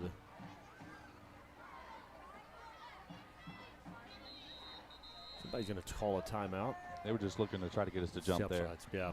Wagner did. Good discipline by the defensive line. So, kudos, Coach Brown and Coach Jan and the softball team. Because early in the season, if you would have told me as young as a roster as they were that they were going to finish 2nd in district, yeah, I would say, you know what, that's going to take some doing. But they really, as a unit, came together, rallied, won some games they probably shouldn't have won down the stretch. And kudos to Jason Brown and just a great coaching job.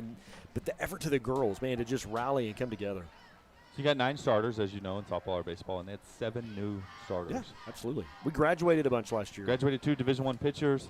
Jaden steps up division or region pitcher of the year, did a great job, district pitcher of the year. And just a testament, I think, to the culture that Coach Brown builds, and you get a bunch of girls that play really hard and enjoy each other. You can do some great things, win a lot of games, have a lot of fun.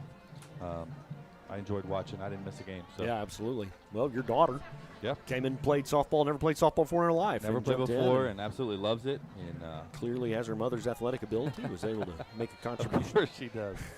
Of course she does. She really, that was something she said she wanted to do. We were driving back from vacation, and we had never even played catch before. Yeah. She's a big soccer player, and she loved it, so I'm glad she ended up doing it. It's 4th down and 3. The Bulldogs are going to go for it. Quarterback going to look in the end zone. He'll come down with it. Touchdown. Something, kind of a sideline update down here, just something to look at and be advised to. The trainer was actually looking at Joe and looking at his right side, kind of hip oblique area, and put some sort of tape patch on it. And so I don't know if that's affecting him in any way or what happened, but they were looking at that. Which he's good to go. He's walking around. He looks like he feels good, but just something to look at. Big time play there. They're going to roll out. That's a run pass option.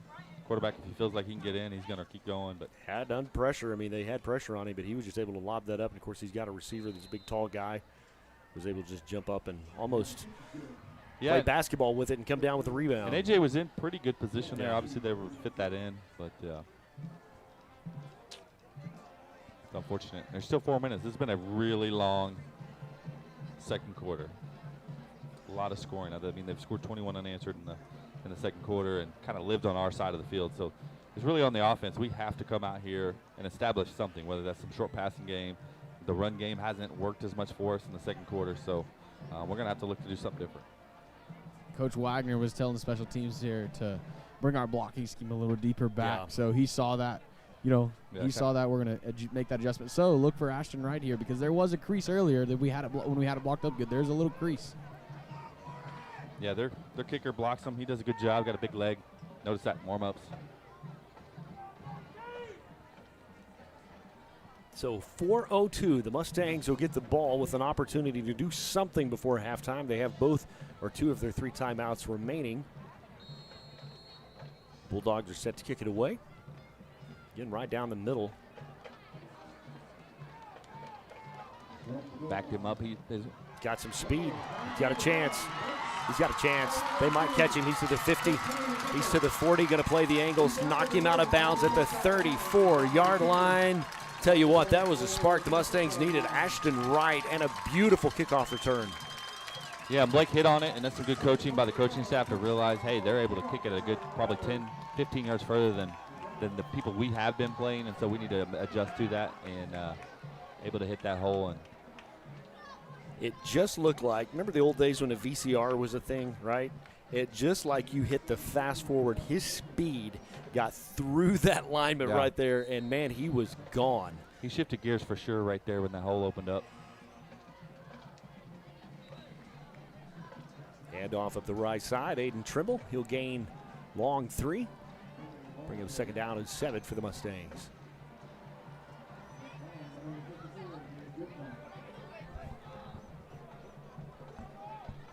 .331 as the clock counts. Mustangs really want to do something with this opportunity. Best field position they've had all night. Joe back to pass. Again, man, that tall defender just came at him. I couldn't see over him, and I'm up in the press box. Yeah, and I think that's why on some bigger downs we've been rolling him out to create some of those throwing lanes.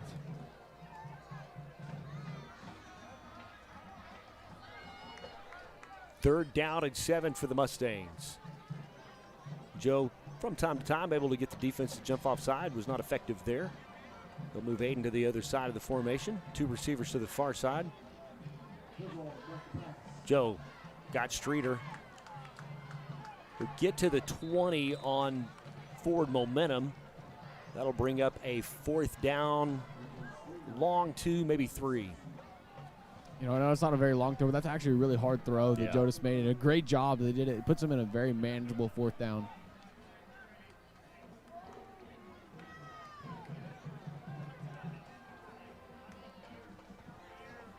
Mustangs have used a little bit of trickery play tonight. Wasn't very effective, but the whole playbook's in action tonight. 4th down. Scoreboard says 3 to go. Joe back to pass. In the end zone. It was intended for Braxton Moore. Good job by him to turn into defender. That ball was underthrown, and it was there. If he throws it deep, it was there. We've seen that a few times this year. So the Mustangs will turn over on downs. You got to give them effort. You got to give kudos for trying. Ashton Wright sets you up with a good kickoff return. We're going to have to sneak one of those for a touchdown. Going to have to get some special teams play.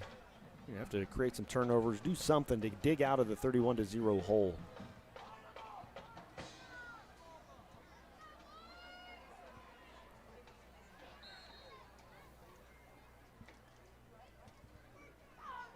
Wagner will make some late substitutions.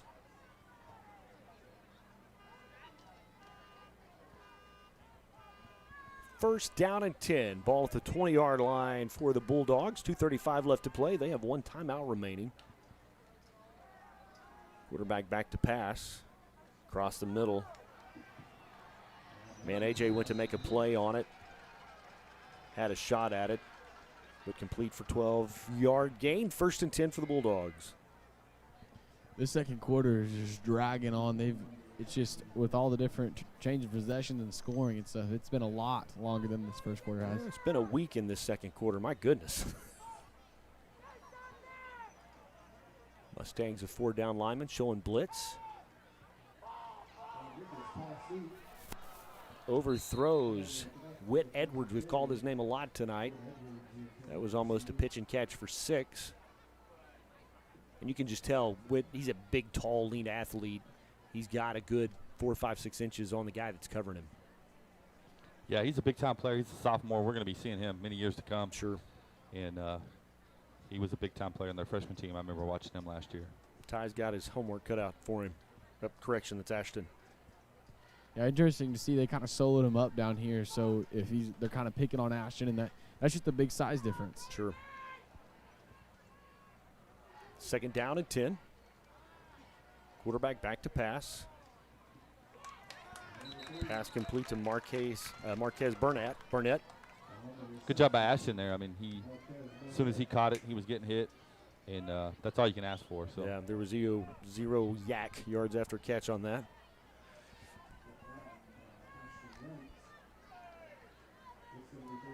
So brings up 3rd down and 2 with $1:46 left to play.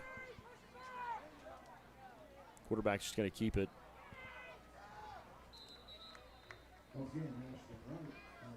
Ashton Wright will actually be the guy that probably gets credit for the tackle. Mustangs have a guy down. 1st and 10 for the Bulldogs. It's like Brody Sappington holding the side there. Maybe took a knee in the ribs. I think it might be his shoulder, maybe. I'm not sure. He's got his arm just placed. Looks like he hasn't moved his shoulder or his arm on his left side. Timeout on the field. We'll take a quick one as well. Be back with more right after this. When it comes to parenting, there are no perfect answers. But that's okay, because you don't have to be perfect to be a perfect parent. Teens in foster care will love you just the same. For more information on adoption, visit adoptuskids.org. A message from the U.S. Department of Health and Human Services, Adopt U.S. Kids, and the Ad Council. Men, time to be an all-star caregiver.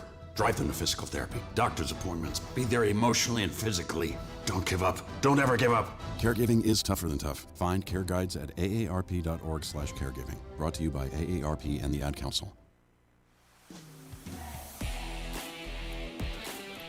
I see some of the freshman ones that are going. With $1:34 left to play till halftime. The injured Mustang coming off. Get him over to the trainer table, get him checked out. The ball's at midfield. Wagner has a 1st and 10.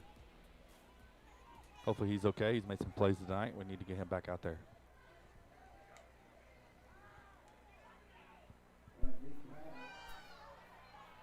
Oh, my goodness. Braden Skeen, again, his second touchdown on the evening. That's just speed. That's just athleticism. We're running. We're hard as we can. We're in the circle there. We just can't make a play. He's just outrunning us. Team speed's one of those elements that makes a team just automatically hard to beat. Yeah.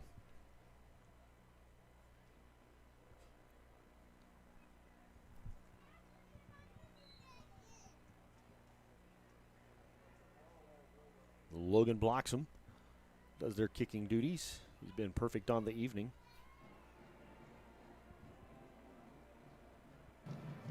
Ball down, kick on the way.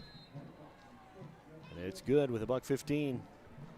Mustangs trail 38-0. Guys, it's been a long first half. Long second quarter. Yeah. It was 10-0, guys. We were right there. Yeah. Had forced them some 3 and outs, and the defense was doing a good job, and then just their athleticism taking over.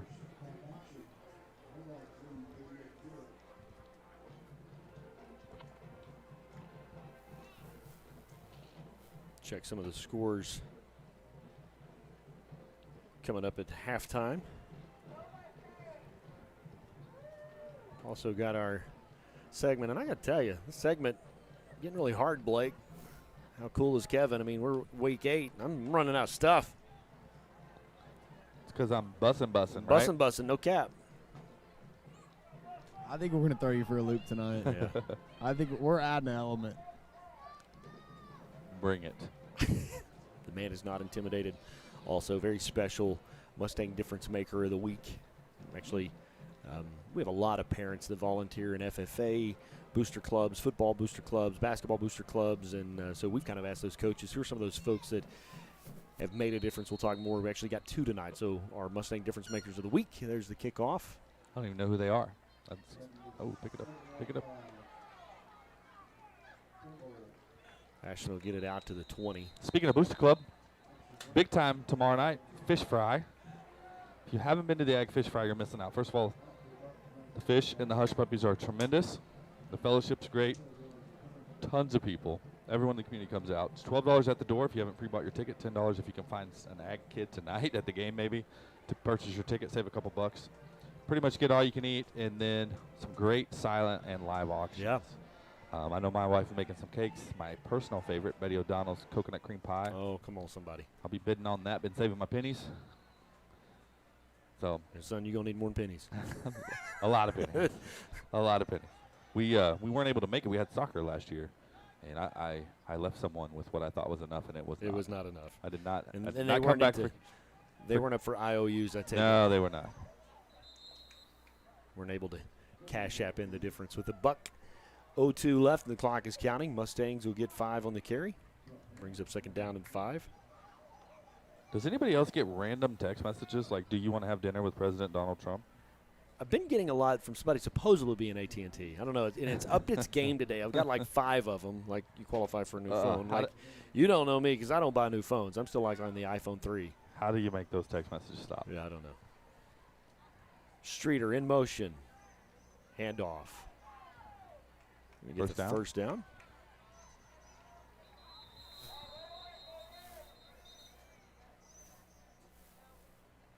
Good first down for us. 26 seconds. Coming up, going to highlight some of our programs. We're going to show the dance girls as they'll start halftime. Marching band will march. Don't want to miss all that. Fort Gibson Broken Bow, kind of an interesting game. Fort Gibson 5-1, Broken Bow 7-1.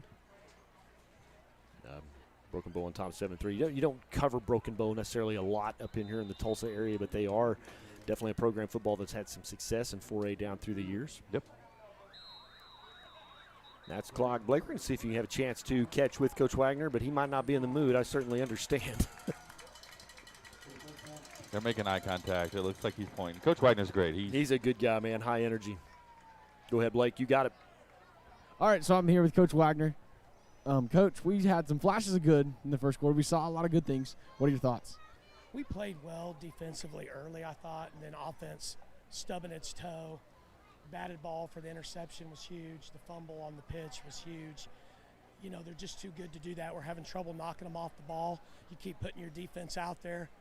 You know, took advantage of our corners a little bit. So we got to regroup right here. We got to get something going on offense. We can't keep throwing our defense out there. Thanks, Coach. We believe in Mustang Magic. Mustang Magic is real. It is halftime as the cheerleaders and little cheerleaders are making their way on the field. We're going to catch that here in just a second. We're going to take a quick timeout before we do. We'll be back with more right after this. Rod Henry Construction has been in the business of installing and manufacturing septic tanks and aerobic systems for over 10 years. At Rod Henry Construction, we take pride in providing quality service and products at a reasonable rate. We're proud members of the Home Builders Association and the Better Business Bureau. You can visit our website at rhcinc.net. The customer is always our top priority. Rod Henry Construction is a family-owned and operated business with strong Christian values that will ensure our work. For manufacturing and installation of aerobic and septic systems, service and repair, give Rod Henry Construction a call, 918-371-1207, and go. When it comes to parenting, there are no perfect answers, but that's okay because you don't have to be perfect to be a perfect parent. Teens in foster care will love you just the same. For more information on adoption, visit adoptuskids.org. A message from the U.S. Department of Health and Human Services, Adopt U.S. Kids, and the Ad Council. Welcome back to the halftime show. We have got a fun bunch of kids out on the field, and we're going to let the field mic take it so you can catch what's going on tonight at the stadium. We'll be back right after this. Stay with us.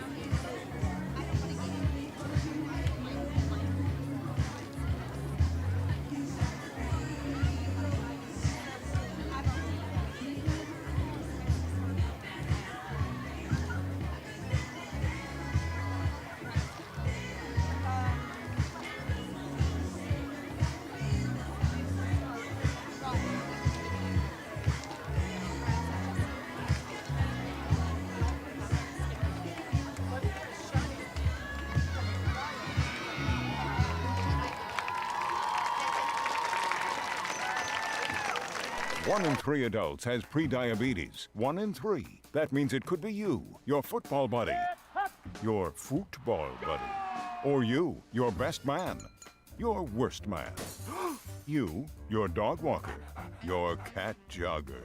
While 1 in 3 adults has prediabetes, with early diagnosis, prediabetes can be reversed. Take the risk test at doihaveprediabetes.org. Brought to you by the Ad Council and its Prediabetes Awareness Partners. Well, welcome back to the Mustang Halftime Show. I'm Brent Kellogg, joined by Kevin Hogue, Blake Salt on the sidelines. And one of my things I've just enjoyed getting to do this year is we've had the opportunity to talk with Grant Merrill. And Grant actually has a statewide radio broadcast that they do, the Oklahoma Prep Sports postgame show. 22 stations across the state. If you haven't joined them, you can catch them here locally in the Oologah area, 97.1 on the Sports Animal. And Grant, we're kind of in that time of season where things are starting to separate out. Guys are not only fighting for playoffs, but they're really fighting for positioning in their district as well. So you're going to have some interesting scores to talk about across the state of Oklahoma tonight. Yeah, that's true. This is the time everybody's listening to find out exactly what those district standings are looking like. And by the way, you can look at the most updated district standings on GameDayOklahoma.com throughout the course of the week. We usually put them up on Tuesdays, and you'll know exactly who's going where. And we're starting to get to that time where people can kind of begin to prognosticate. And most coaches say they don't look ahead, but they're keeping an eye on what's going on with those standings, so they'll know exactly where they're headed when the final zeros hit in week 10. As you've looked at the score sheet for today, are there any games necessarily that just kind of piqued your attention? For example, Choctaw Sand Springs. And really, I think for me, that point of reference was just the Bixby game. Bixby went to Choctaw, and that's a big rivalry game. Those guys have seen each other in the Go Ball game, and Bixby just hammered them. Sand Springs still got beat by Bixby. There just wasn't the point differential between those two. And so I've just kind of checked that game tonight. Choctaw on top last time I checked the score. Yeah, Choctaw was on top here a few moments ago, 21-14, according to school. And, that's one of those things that most everybody has resigned themselves to the fact that it's going to be Bixby and everybody else.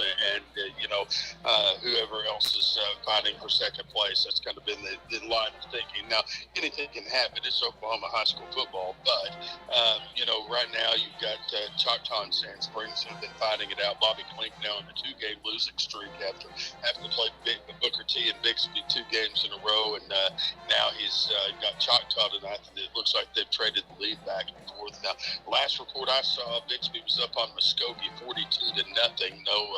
No big surprise there. But we're going to keep an eye on all of these and during the Prep Sports post game, and we will definitely be on from 10 to midnight tonight, kind of telling you.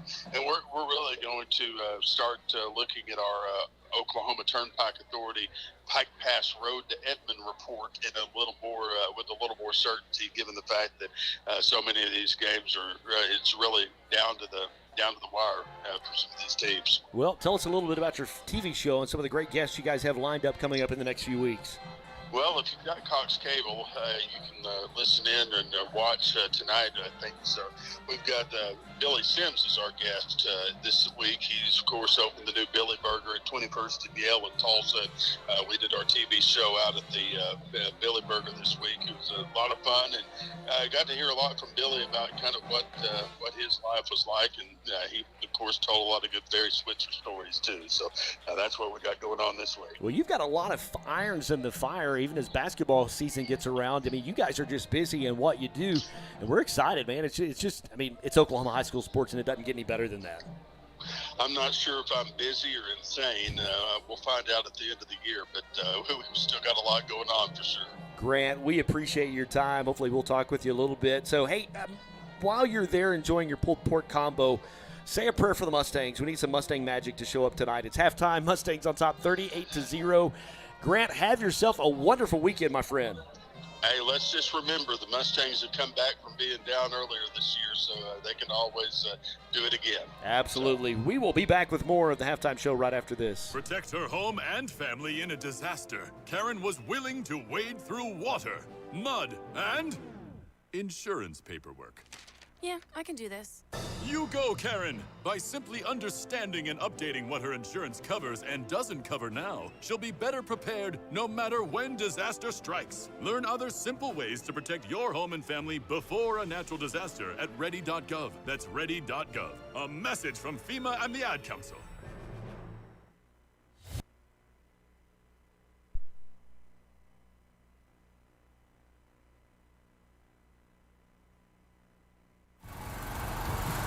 You deserve a bank that understands how hard you've worked to get where you are and how hard you're still working to keep things going.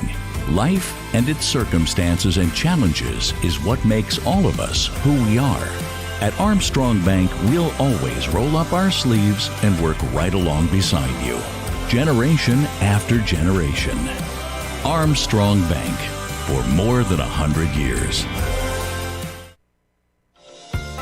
Let Advanced Homes build your next dream home. At Advanced Homes, we embrace your individual style and work hard to design a home that's perfect for you and your family. Our team has an expert ability to take your individual ideas and build the blueprints that will become your dream home, built just for you. We don't just build houses, we help you build the home you've always dreamed of. From the simple to the lavish, we've done it all, and we can help you every step of the way. Visit our website, advancedhbi.com, or call us today, 918-855-6597. Advanced Homes, building your dreams.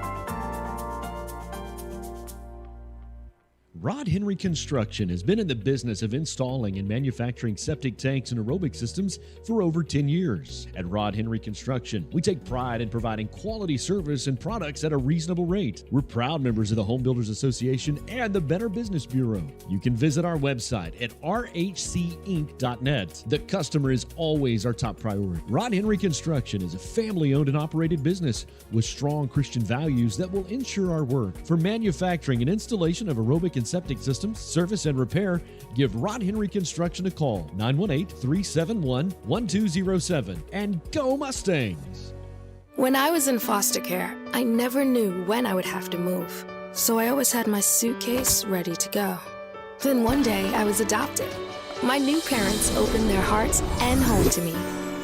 My parents cook my favorite breakfast for me every morning. My parents take me on trips I never thought I would go on. They gave me a home and an even better reason to use that suitcase. My parents aren't perfect, but they're perfect for me.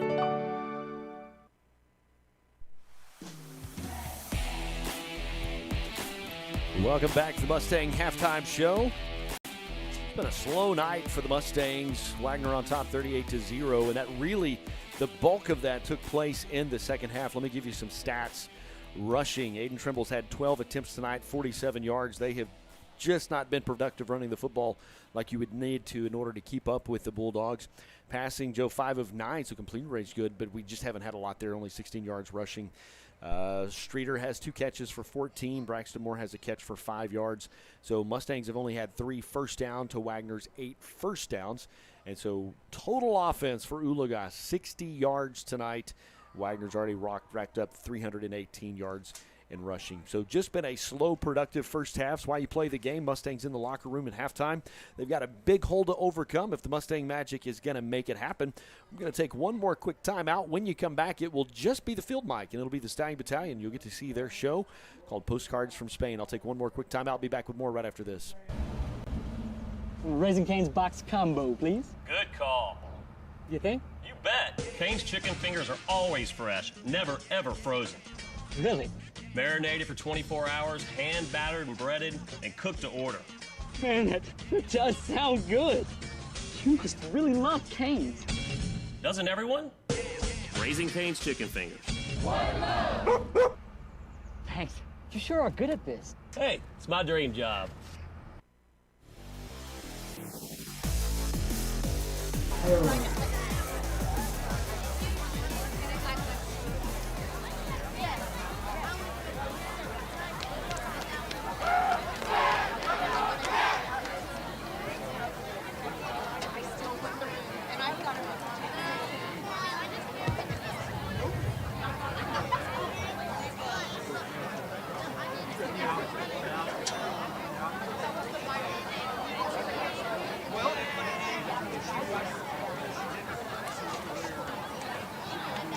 Ladies and gentlemen, your Oologah Stallion Battalion Marching Band.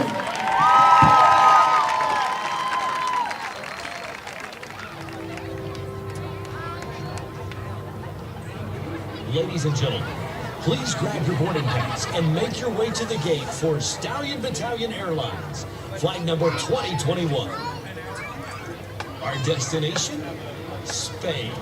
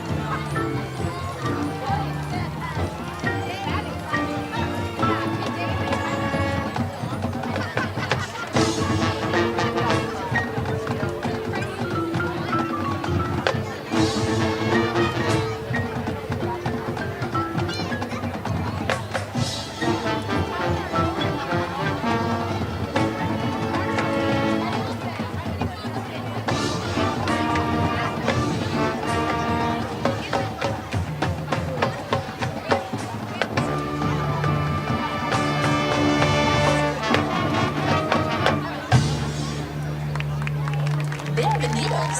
Enjoy the night of this charming Spanish town filled with romance, energy, and a dynamic celebration.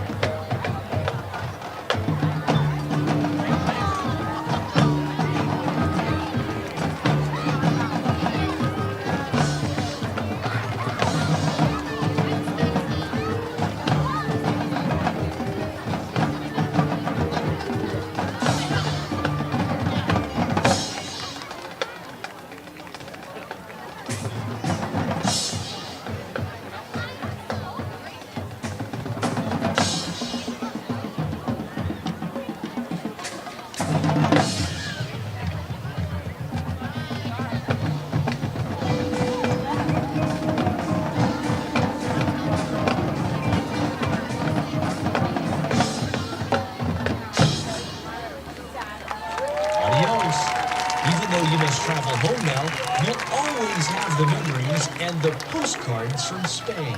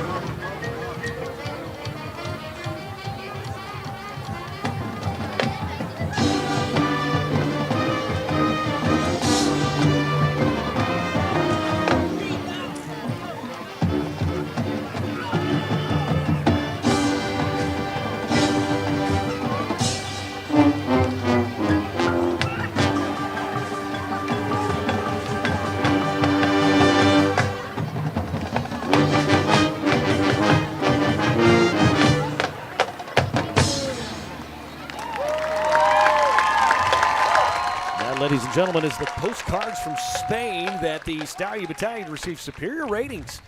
The regional competition this past Tuesday, and it's a very decorated band, one of our most decorated bands in school history. Yes, sir. Went to OBA a couple of weeks ago, and man, they were able to place at finals. Had never made finals before at the OBA marching competition. Placed 6th in the state in Class 4A. So congratulations, John and Dave. Which, by the way, brings me to our spotlight. Our Raising Cane's Mustang Different Maker of the Week. And again, we reach out to teachers and our activity directors and so on and so forth and say, hey, who are some people that help make your organization happen? And John said, hey, can I do something kind of special tonight? And we said, hey, absolutely, do what you want to. So we actually have 2 Raising Cane Mustangs Difference Makers tonight of the week, but it's kind of folks in memory of, if you will. John asked for this, so we were more than happy to provide. So in memory tonight of Debbie McMillan. Debbie was the mother of Ryan McMillan, graduated in 2010, and she was the consummate band mom and booster officer. She worked hard to help the band with whatever was needed, including uniforms, feeding kids, organizing music library, helping organize other parents to get everything done that needs to be done. Debbie was willing to give whatever time she had to the band, made a huge impact, and helped build the foundation and the legacy of our Stallion Battalion. So in memory of Debbie McMillan, she had passed away a couple of years ago, and also in memory of Martin and Jana Widley. Martin and Jana were at every band event when their son Mark was a 2011 graduate. When he was involved, Jana was a booster officer for many years and fantastic cook. She would always cook for the band at contest days. And in fact, to this day, they must have her salsa and sour cream dip at every event. It's a thing, right? So Martin's always had a nice word to say about how good the band was and how someday he was going to win the lottery and give the band a lot of money. So that didn't actually happen with Martin and Jana. They did give the band their full-time love, and they will always be a part of this Stallion Battalion family. So kudos, a couple of folks there, Mustang Different Maker of the Week, in memory of some folks that's part of that long red line we talk about, just people building foundation and helping build the Mustang culture. So kudos to our Mustang band for their accomplishments this year. And I tell you what, if you would have asked them in August if they had the aspirations, but man, they just kind of got off to a rough start. The COVID spike kind of slowed them down a little bit, but I couldn't be more proud of John Matthews and Dave Smith and the program and what they have. They definitely a band on the rise. Yeah, they do a great job. Both of them. Hopefully we can get Mr. Matthews on in a little bit, but I say it all the time. You know this because you have a son that just graduated and a daughter that's in the band, but they have more fun, I think, than any group on my campus. And it's just good, clean fun. If you've ever been to one of their competitions, it is. They can't get in the visitor locker room. It's locked. That's a bad day. was not intentional, and my key will work, but that was not something that I. But anyway, they do a great job. And if you go to a competition, it is all day. There's no other thing that you go to that is all day. I mean, I've backed the trailer up over there at 7 a.m. and backed it back up to unload at 1 a.m. before. Yeah, So absolutely. It's an all-day event. Just crazy. Really, a lot of work. Really proud of them.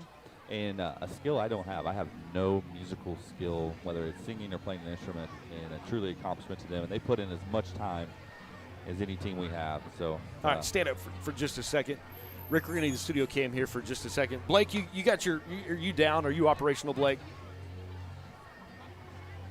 Can you hear me now? How about now? Are you on? Oh.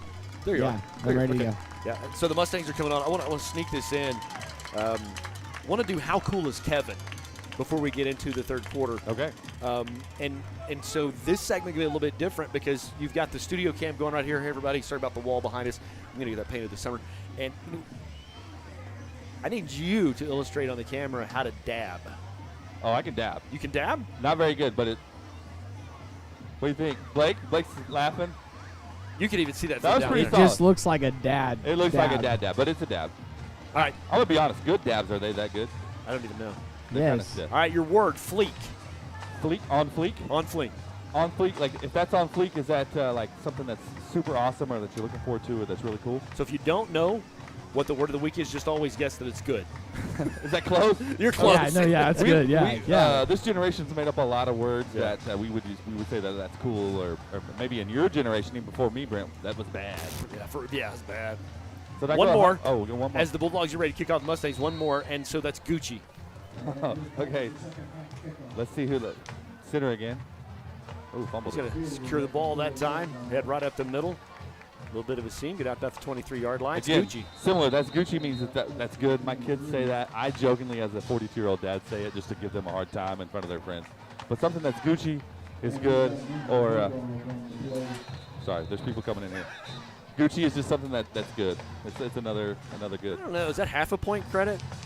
Yeah, It's I Gucci, think that's that's busted. good. Yeah. Yeah, I think that's good. I mean, I thought Gucci was like, man, that's styling. I think you could use it as it's, in many different ways, but I definitely have heard it said how he's saying it. So I'll give it to him. Yeah, that's Gucci. All right, no cap. I will be honest. Like my kids will call me, and how was your day or how you doing? I'm like, I'm Gucci. And then they look at me and usually roll their eyes. Like, here's the theme song for. Yeah, that's How Cool is Kevin music. My dad was probably the least cool thing. Joe that I did. Griswold going to keep it. Got out of a little bit of pressure. Going to pick up. Good 6 yards on the carry to bring up second down 4. Very manageable for the Mustangs. I got to see what Mr. Murray needed.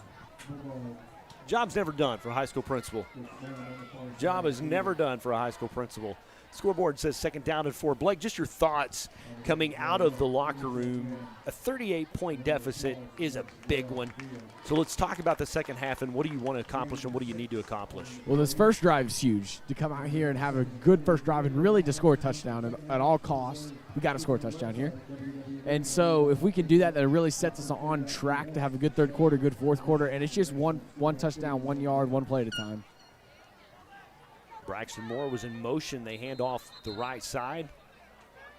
No gain on the play. It'll bring up third down and 4. As far as defense goes, I think we just got to, keep playing how we've been playing. They've played really good. Coach Wagner said that. He said they played really well on the defensive side of the ball, but when we have to put them out there and make them play a lot of the whole entire quarter, of the whole entire second quarter pretty much, and that's really hard on them to make stops consistently. Third down and 3 for the Mustangs with 2 receivers to the far side of the field. No one on this side. They move from left to right. Joe going to pitch it to Trimble. Got some room. Is he going to get around the edge? Looks like he will get out of bounds right at the first down marker. Nope, they're going to say he stayed inbounds.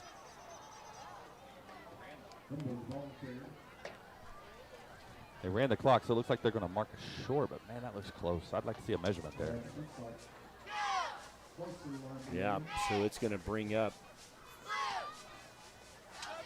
That kind of quick pitch, that's a new look. We're still, yeah, they're going to give it to us. We're still growing as an offense. So nice to see that we're still kind of folded in some new plays. First down and 10 will move the chains for the Mustangs. I think a telling stat for me is just the amount of plays that they ran versus us. Their offense was on the field, our defense was on the field. And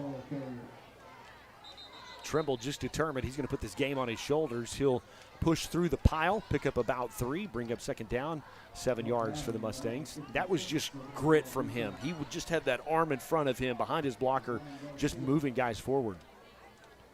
Yeah, this game means a lot for him, being a senior, and he's going to do everything he can to try to get us back in this game. Mustangs will change some personnel. Braxton Moore. Joe going to keep it. Man, he was hit Big hard. They'll say no gain on the play. I think for me, Blake, you look at the stats, we went 5 for 9 for only 16 yards. We're going to need to hit some plays. We're going to have to take some chances down the field and loosen it up a little bit. I think it's important when we get ahead of the sticks a little bit. We get those second and short type plays that we do take a shot down the field because we got Aiden Trimble. You can put the ball in his hands and he's good for a couple of yards. Bulldogs show blitz. Joe Griswold will step out just to kind of check with coach, make sure they still have the same play call. So it's 3rd down and 6. Back to pass, under some pressure. Well, they brought it. Yeah, number 21, Fred Watson's going to end up getting credit for the sack. Really, really good athlete there. He's a senior, plays defensive end and running back. Lost 4, bring up 4th down and 10 for the Mustangs. I'd like to give a shout out to the senior skeet team. A lot of people don't know that we have a skeet team that performs out of our ag program.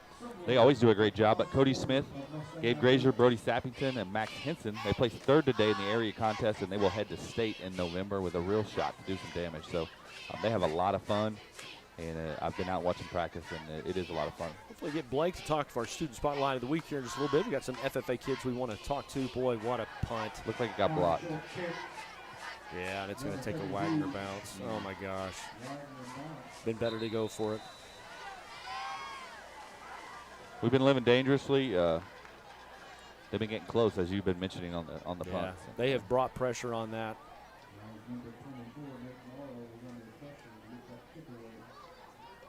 We mentioned 2 of those kids on the senior skeet team, Gabe Grazier and Brody, are out on the field right now. So they competed yesterday and out competing tonight in a different area.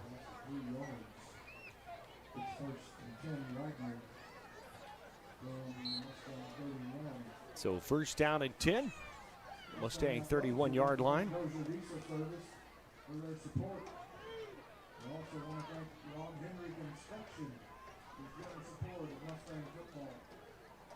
Quick screen to the near side. Pass complete to late flag. Marquise Barnett with the late flag down on the field. A little laundry.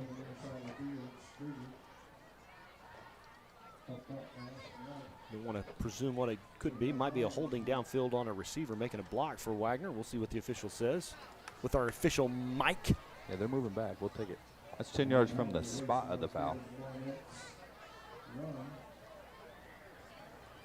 Building a block in the back.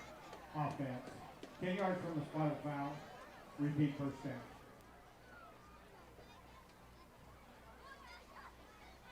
So it's like it didn't have, well, no, actually, yeah, they're going to be behind the change just 3 yards, so it'll be 1st down 13. Maybe we can get a turnover here. That would be big for us.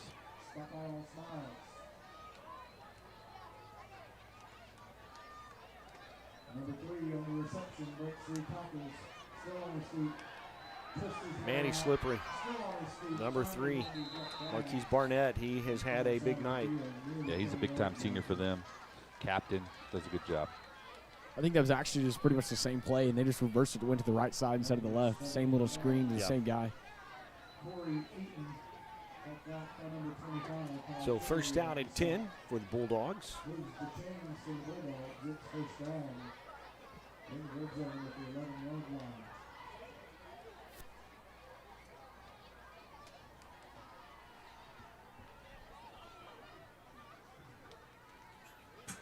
Handoff up the middle. Braylon Robertson will add 6 to the board for the Bulldogs. Boy, it's been a long night for the Mustangs.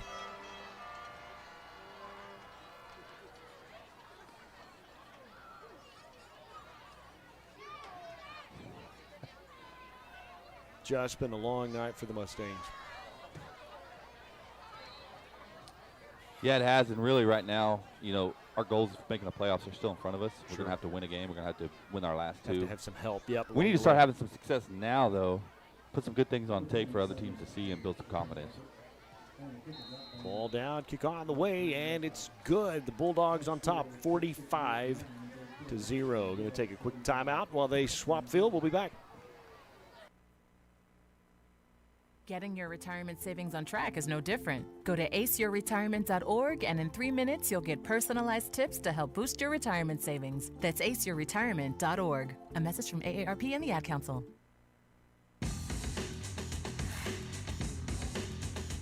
Blake, body language says a lot. And I tell you, Mustangs a little frustrated tonight. You see that. It's down a little bit, but I tell you what, the guys are still trotting on the field. I see guys on the sideline still heads up. Culture matters. Absolutely, it does. And I think in one of these types of rivalry games, you never really want to lay down and you never want to give up. Yep. So scores off of Squirtle, maybe a little bit of an upset right now in the third quarter. Miami over Catoosa, 13-6. I think that's a tough place to play, especially with Miami being a little bit better this year. Just a tough place to go travel and play. They're doing a good job.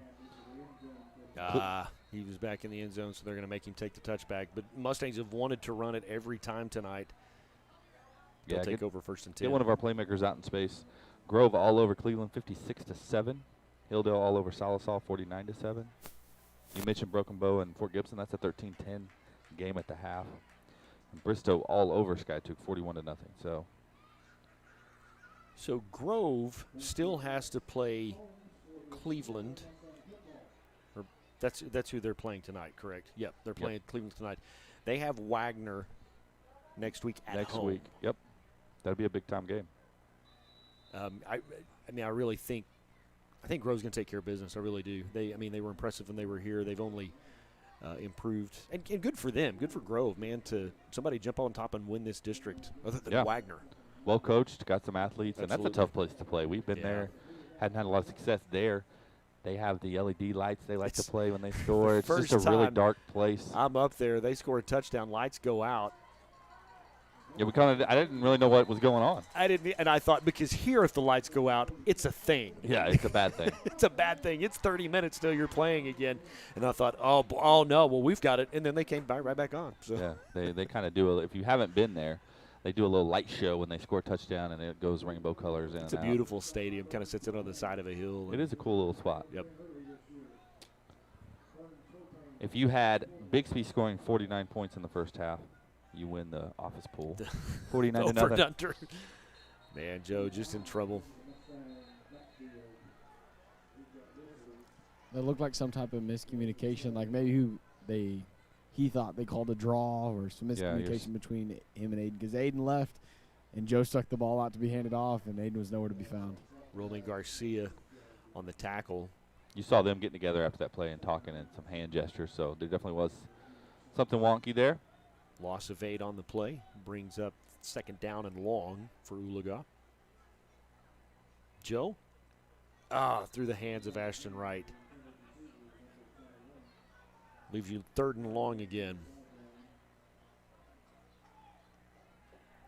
Choctaw at Sand Springs. We talked to Grant Merrill at halftime about that score. Choctaw on top, 28-14. Big hit taken there by Ashton Wright. Brings on Jackson Burchett. Getting some action in the slot. Jackson does a lot of our kicking duties, not cooking duties. Yeah, but he's a good athlete. He's got a lot of quickness and speed to him. So got a bright future in Mustang lore. Trimble going to pick up about 4, brings up 4th down.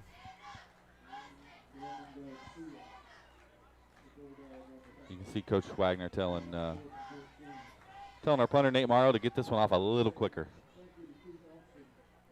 Take a step back too, just to give you that much more time. Yep, looking at 6A1, Jinx all over UConn, 27-7. And Owasso currently losing to Mustang at home. Oh, wow. 26-14. That's an upset. Good high punt. Oh, can't run into the return guy. Like Brady Evans just trying to hustle. That's really a hustle play, trying to get down the field. And Didn't see where the ball was. Yeah. Kind of a shorter kick. And we'll listen to our white hat Mike. He can explain what's going on. It's been nice to have that component tonight.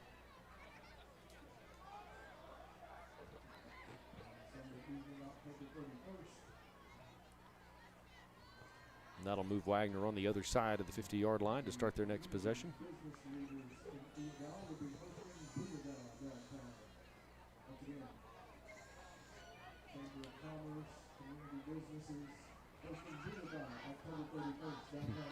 He's waiting on. During the kick catching interference, 15 yards from the awarded fair catch, Mustang.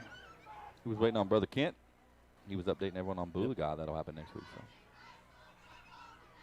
Fish fry tomorrow night. Big time fish fry. I will be there. I'll be coming in hot after a soccer game, but I'll be getting some fish. Mustang show blitz under a little bit of pressure. Hopefully some coconut cream He'll pie. overthrow his receiver, so he'll bring up 2nd down and 10 for the Bulldogs. Good pressure there by the Mustangs. And if there is a positive for me, Blake, I feel like we've gotten more consistent pressure on Rodriguez tonight than maybe we have gotten on any quarterback all year.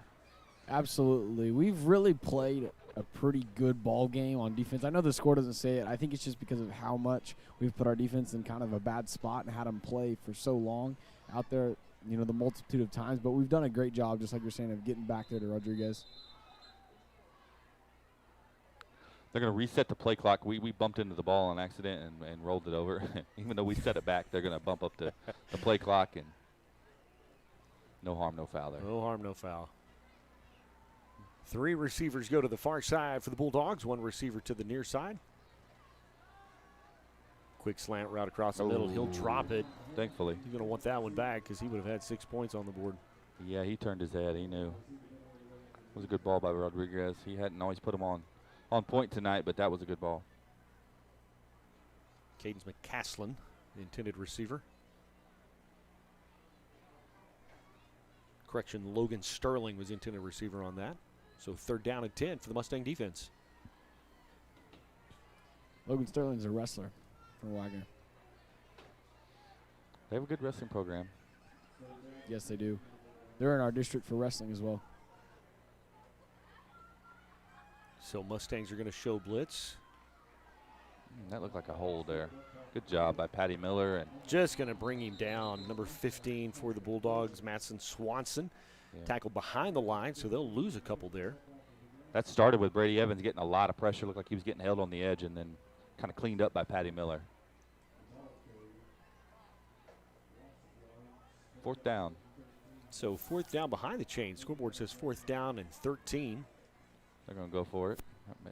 Always watch, he's a good athlete. Always watch kind of that quarterback punt maybe, but I bet they just line up and go for it. Yeah. Be good for your Mustang defense just for their own personal momentum. Kind of get a stop here, get them off the field. Different look here under center. Yeah, they're going to try to draw us off. Mustangs will play smart defense. Wagoner. Oh, time. Clock ran out. Now they'll punt it. So they'll back up 5. Maybe probably did that on purpose. In years past,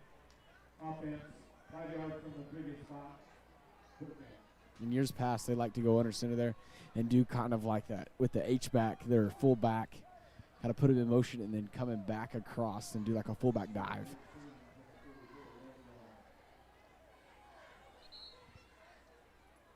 Looks like they're a man short right now. They have a different punter back. Number 4, their big-time athlete, Whit Edwards, is back right now.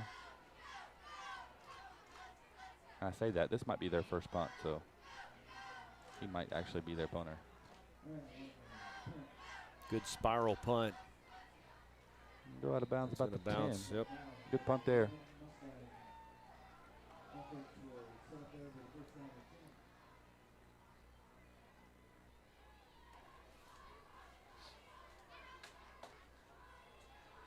Mustang offense will come over. 1st and 10, not in the best field position.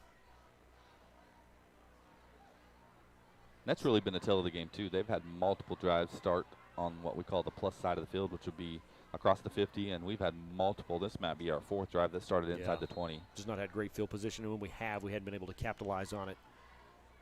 Ashton Wright will go in motion. Number 24 will bring him down. Keaton Cole. You see Brody Sappington out of his pads on the sideline from an injury in the first half. He hit the shoulder they were looking at, so obviously with the game kind of where it is. Yeah, absolutely. I think our coaching staff, and we also have a trainer on the sidelines, they do a great job of evaluating kids and kind of protecting them from themselves. A lot of kids want to get back out there, and we want to make sure they're good. JoJo going to roll out under a little bit of pressure. Sure, yeah, I was going to say, that looked like pass interference. He ran through us. He has a right to the ball, but he can't go through us. Intended for Ashton Wright, flag down. Maybe the Mustangs can capitalize on a pass interference call. Should be an automatic first down. Coach Wagner chatting it up with Joe Griswold.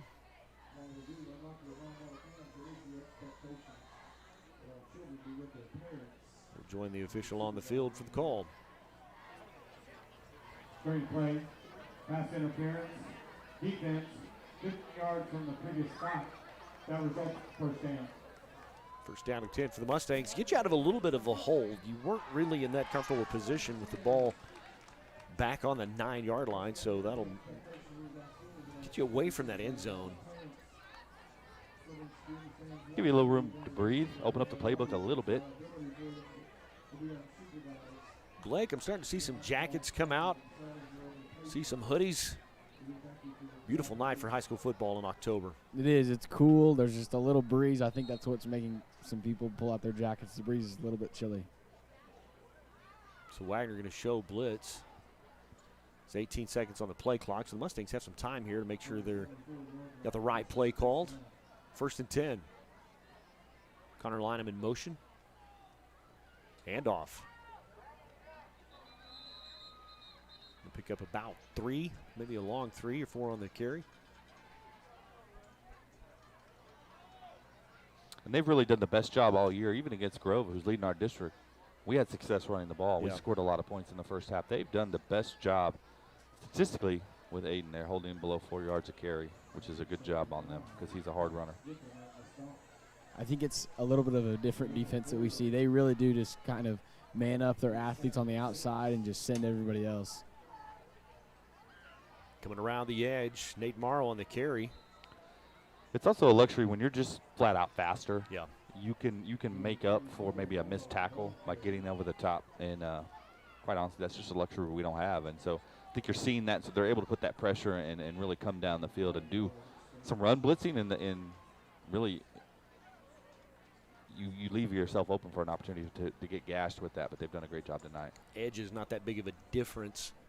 And that'll be speed. We all think Grove will do some big things, but it'll be a great game next week. Yeah. Wagner Grove will be a great game. You know, Wagner and Bristow was a 3-0 game. And there's some big-time playmakers on both sides of the ball. So what you're seeing tonight, they were held scoreless against Bristow. So obviously that tells you a little bit about Bristow's defense. Bristow still to go on our schedule. We'll have them our last game of the season here at home. It will be senior night. Mustang Stallion Battalion will have their glow show, and it's our red. Glow show's great, red night. So just a lot of stuff going on that last game of the season. It's going to be a lot of fun. We'll actually broadcast early. Normally we start at 6:30. We'll actually start about 6 o'clock just because we'll make sure we cover all the high school senior band members and cheerleaders and football players that have made a huge contribution to the Mustang family this season. So I'm looking forward to that. Next weekend we'll be on the road. Game time or pregame will start at 6:30. And ball game starts at 7 as we are on the road at Cleveland going west. Yep. And you mentioned Bristow and the red game. Remember, everyone deployed. Certainly want to do that. We wouldn't be here if it weren't for our veterans and are currently serving. So that's what we mean when we say red game. We were doing a red out for that. That'll be a lot of fun. Be recognizing a veteran that night. Need guy makes tell that story. And the last time we're going to play Bristow for a while because they're falling out of district. They're moving. They're moving west. We're going to lose them in Grove. Yep. And gain Cushing and. Who am I missing? Cushing and McLean back on the schedule. So good job by Patrick Miller tonight. Just slowing him down till help can get there. Moving behind the chains. He'll lose a little bit. Second down. 38 seconds counting until the third quarter coming up in just a minute. We're going to have our Mustang Student Spotlight of the Week. Got a couple of kids we want to talk to. We've had a pretty busy season here of late. Yep.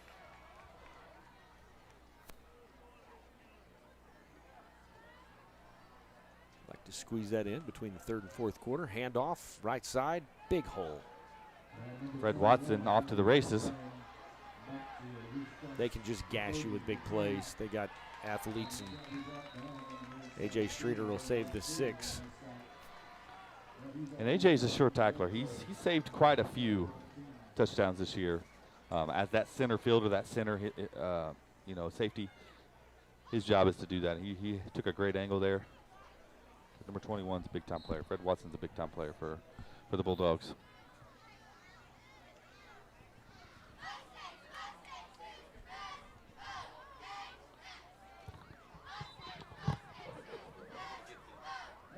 Well, the clock will expire at the third quarter. And Blake Salt's down on the sidelines. Blake, you got a couple of young ladies with you. Let's talk about what's going on. Student Spotlight of the Week. So I have Miss Gentry Griswold and Allie McKee. And, guys, we've heard that you guys are doing a great job this year in FFA, and you guys are headed to the National Convention next week. Can you tell me a little bit about that? Our agri-science project is over how well lettuce seeds germinate around Wi-Fi, and our project was overall over that. We'll be leaving this Tuesday, and our session will be Friday morning when we go up on stage. We will get our results around like 8 a.m. in the morning to find out whether or not we won nationals or not. Perfect. Thank you, guys. Good luck. Best of luck to our Student Spotlight of the Week. Couple of fantastic young ladies. Yeah, they're freshmen, and they've already found out they're in the top 3, so they're going to get to go on stage, which is big time at National Convention, and we have a chance at National Championships. We actually have 4 opportunities. We have 4 students and a team with an opportunity to win nationals, which is kind of unheard of. We won nationals 3 years ago, and back in the running. And Katie Smith is hoping we can win more than one. She said, obviously to win 1 is phenomenal, but she's never won 2 at the same session, so it would be kind of cool to see them. Blake, I want to see if you could head over and find John Matthews and let you have a conversation with him too. Had the opportunity today, courtesy of our principal, get to kind of talk to the high school teachers, and the FFA teachers look tired. It's been a season for them. So you hit the ground running. We do a lot of things in our ag program, and Mr. Johnson, Mrs. Smith are going and blowing all the time. But our ag issues team is Laramie Blakely, Matt McGuire, Riley Smith, Addie Dobbins, and Emily Cook.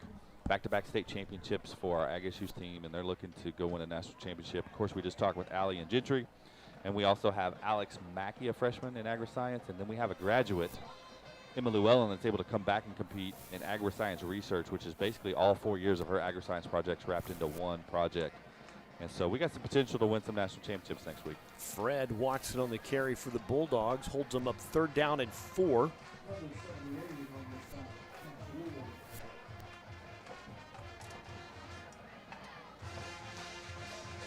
Mustang defense played a really good first quarter. Got gashed by some big plays, but really did turn Wagoner around a couple of times. Second quarter, things just kind of unraveled on us. It was the longest second quarter in the history of quarters. I think you're right.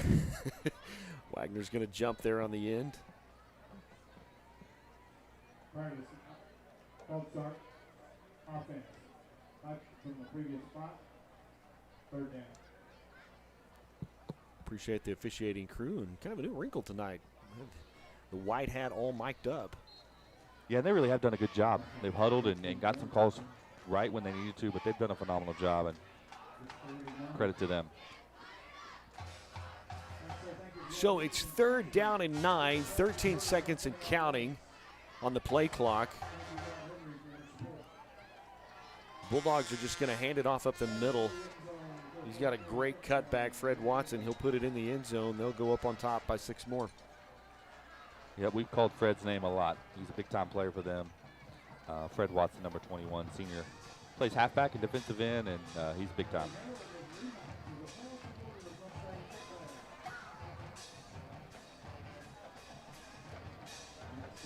I think Mr. Matthews actually went over to the visitor side and to help with the concession stand over there. He's a busy guy. He's actually a working man. He does a lot, and so he's hard to find. Okay, little known fact, the Stallion Battalion parents, the band boosters, run the visitor side concession stand. And a great moneymaker for them, especially when we have a good home schedule and have some good home games, some of those big rivalry games. So, matter of fact, I kind of owe them a shift. So I'm going to let you guys finish up here. I'm going to go sell baked potatoes and popcorn. It takes a lot. You know, the old adage, it takes a village. It takes a lot between FFA booster parents and softball booster parents and quarterback clubs and tip-in clubs and band boosters. Just an amazing community that rallies around the kids and our programs that are here. And excellence is certainly a high standard and a high value, but family is a high standard and a high value here at Oologah as well. Absolutely. And just couldn't say we appreciate how much the parents and the volunteers, a lot of times we even have grandparents in those organizations that are volunteering because they believe in the Mustang way, believe in the Mustang family. And one of the things we have started doing in our school board meetings as well is recognizing those volunteers, people that just make a difference.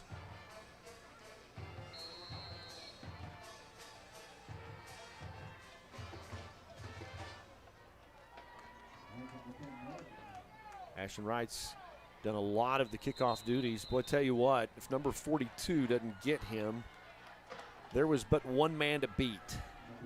When Ashton gets his wheels under him, he's gone. The 28-yard line, Mustang offense will take over first down and 10 with 10:36 left to play in the fourth. So you need to dig deep. I'm not a coach, never played one on TV. You need to dig deep, and for pride's sake, you need to get the goose egg off the scoreboard. Absolutely. We got some younger kids in, but the expectation remains the same. Ashton Wright in motion. And off to Morrow up the right side. Still churning his feet. Going to pick up about 8. Good gain.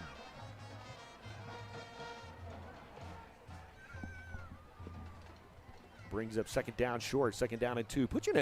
You can do some things here. If you want to try to throw the ball, you can throw the ball and don't necessarily shoot yourself in the foot because you're still third down and manageable if it's an incomplete pass. Absolutely.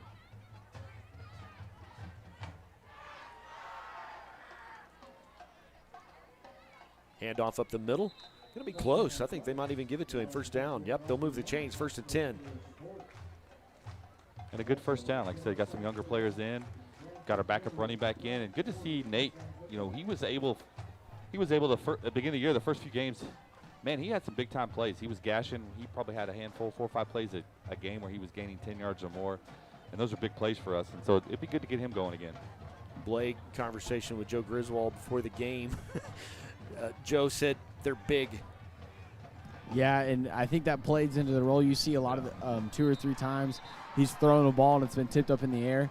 I think that's what he meant. They're so tall and lanky and they can jump up so high in the air that it's really hard to get a ball off and throw it over the D-line. Second down, 12. A little bit of a heavy week for the Mustang family. Absolutely. I'm a firm believer that 2 of the biggest blessings in life are family and friends, and we lost. She was each of that. She was both of those things to everyone. Angie Phillips was the teacher at the upper and really fought hard through an illness, and we lost her this week. And so our thoughts and prayers definitely with her and her family and the upper.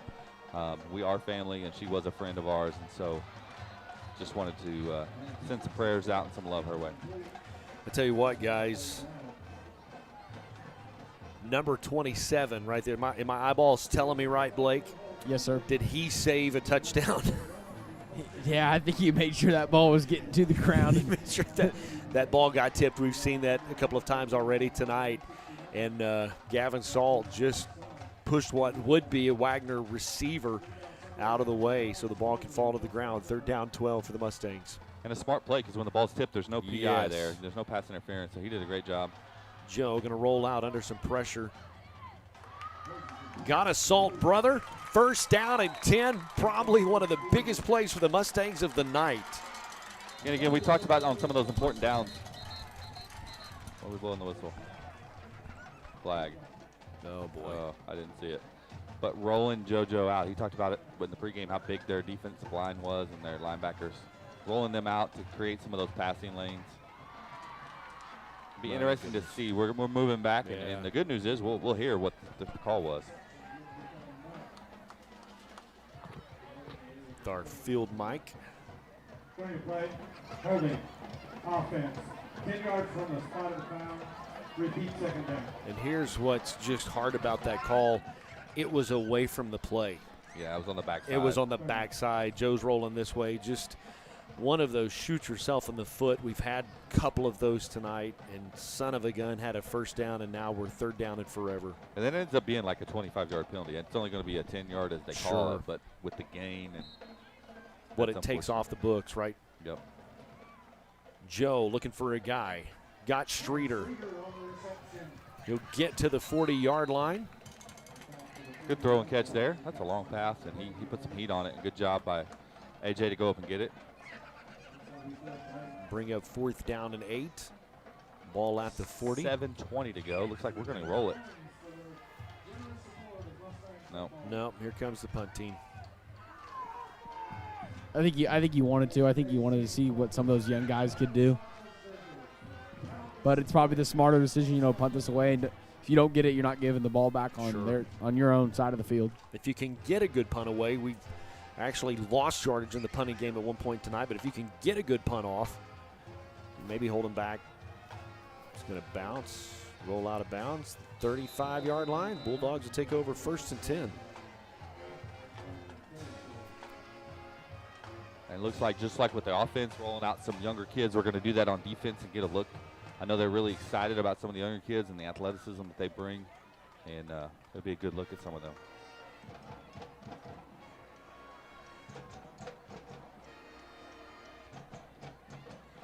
Looks like we got 36, Tyler Stovall going to get some snaps and some reps. Gavin Salt going to get some reps. 73, Kaiser Kilpatrick going to get some reps. So these are invaluable reps, I think, moving forward for our team. Like some early jump. Yeah, there you go. There's a flag down, false start. Good job by Brady Evans. He was going on the move, and when that right tackle moved, he shot out like a cannon.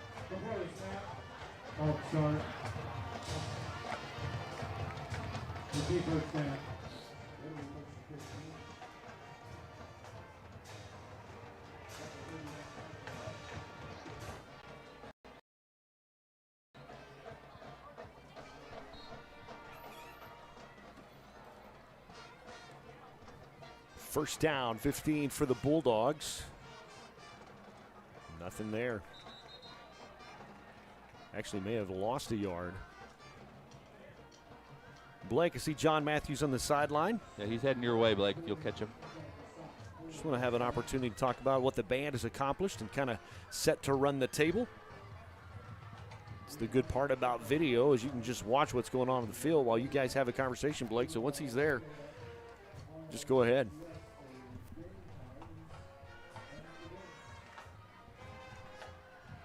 All right, here's Mr. Matthews. And Mr. Matthews, you guys have had a great season this year.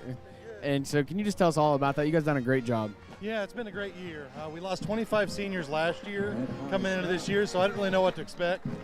These kids have really dug deep and worked really hard, and we've had a really good season. So we started off our season by going to Bixby contest again and doing well. We got 10th place there. Then we ended up going to OBA, which is our state championship.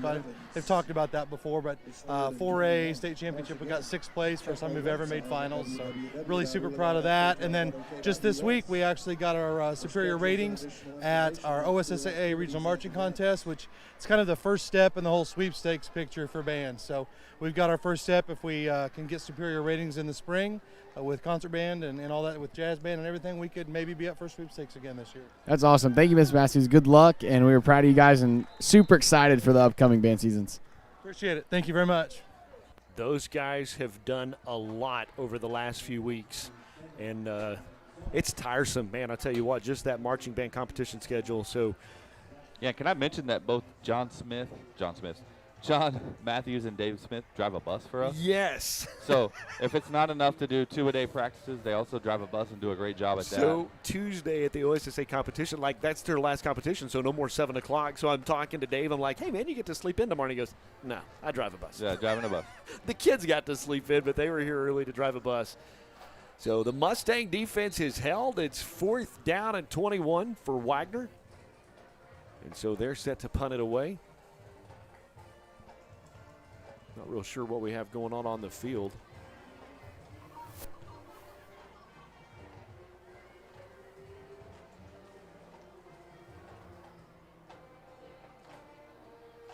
Maybe a uniform malfunction or a mouthpiece or a face mask. They're looking at maybe blood or something. Yeah. He's having to come off the field, so there's some sort of malfunction with some gear one way or another. Coach Condit's not understanding what's going on, but he won't be too unhappy with tonight's score. 2:35, the clock continues to roll.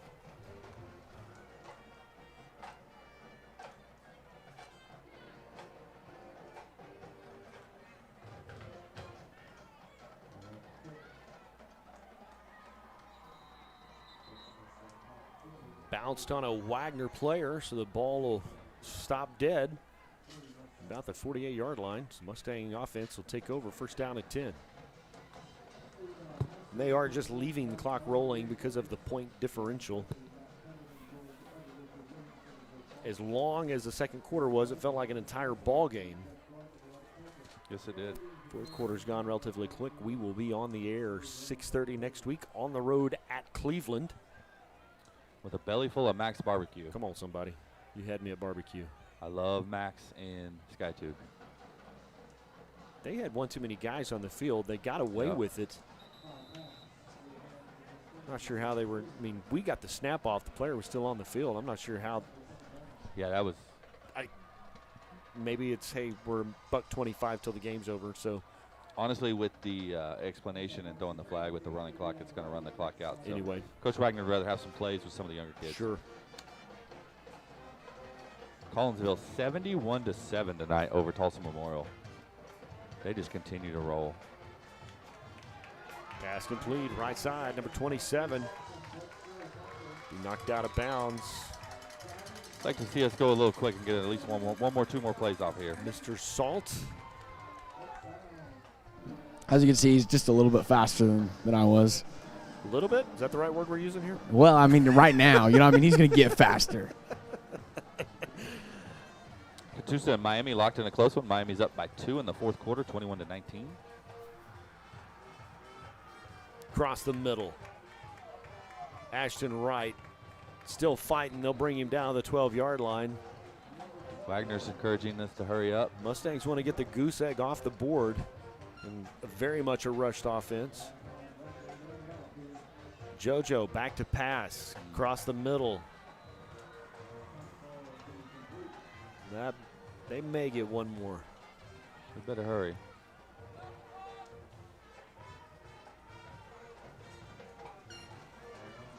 I think the coaches are looking at the play clock, not the game clock. They got it off. Oh, they got that off. Ladies and gentlemen, it has been a long night for the Mustangs. Absolutely has. I knew we had some work to do coming in. The way the defense played in the first quarter, you thought, you know what? Mike can hang in there and get it done. In the second quarter, the wheels just absolutely unraveled. Blake, any final thoughts from you before we wrap it up? I think we saw a lot of really, really good things from our defense, and I think that just looks forward to in these young guys for the upcoming years and upcoming games. Dr. Hogue? That's my wife, but I still remain excited. We continue to make plays on defense. Some of those bigger plays were really just one guy either getting beat or being out of position. So I look forward to next week, going to Cleveland and looking to get back in the win column. Absolutely. With the final 52-0, Mustangs come up extremely short tonight. For our camera guy, Brett the Man Wigington, statistician Johnny Dermo, Rick Fisher punches all the buttons. Myself, Brent Kellogg, Kevin Hovind, Blake Salt. Guys, I hope you have a wonderful weekend. We will be back on the air next Friday night at 6:30. Everybody have a great weekend. We'll see you next Friday.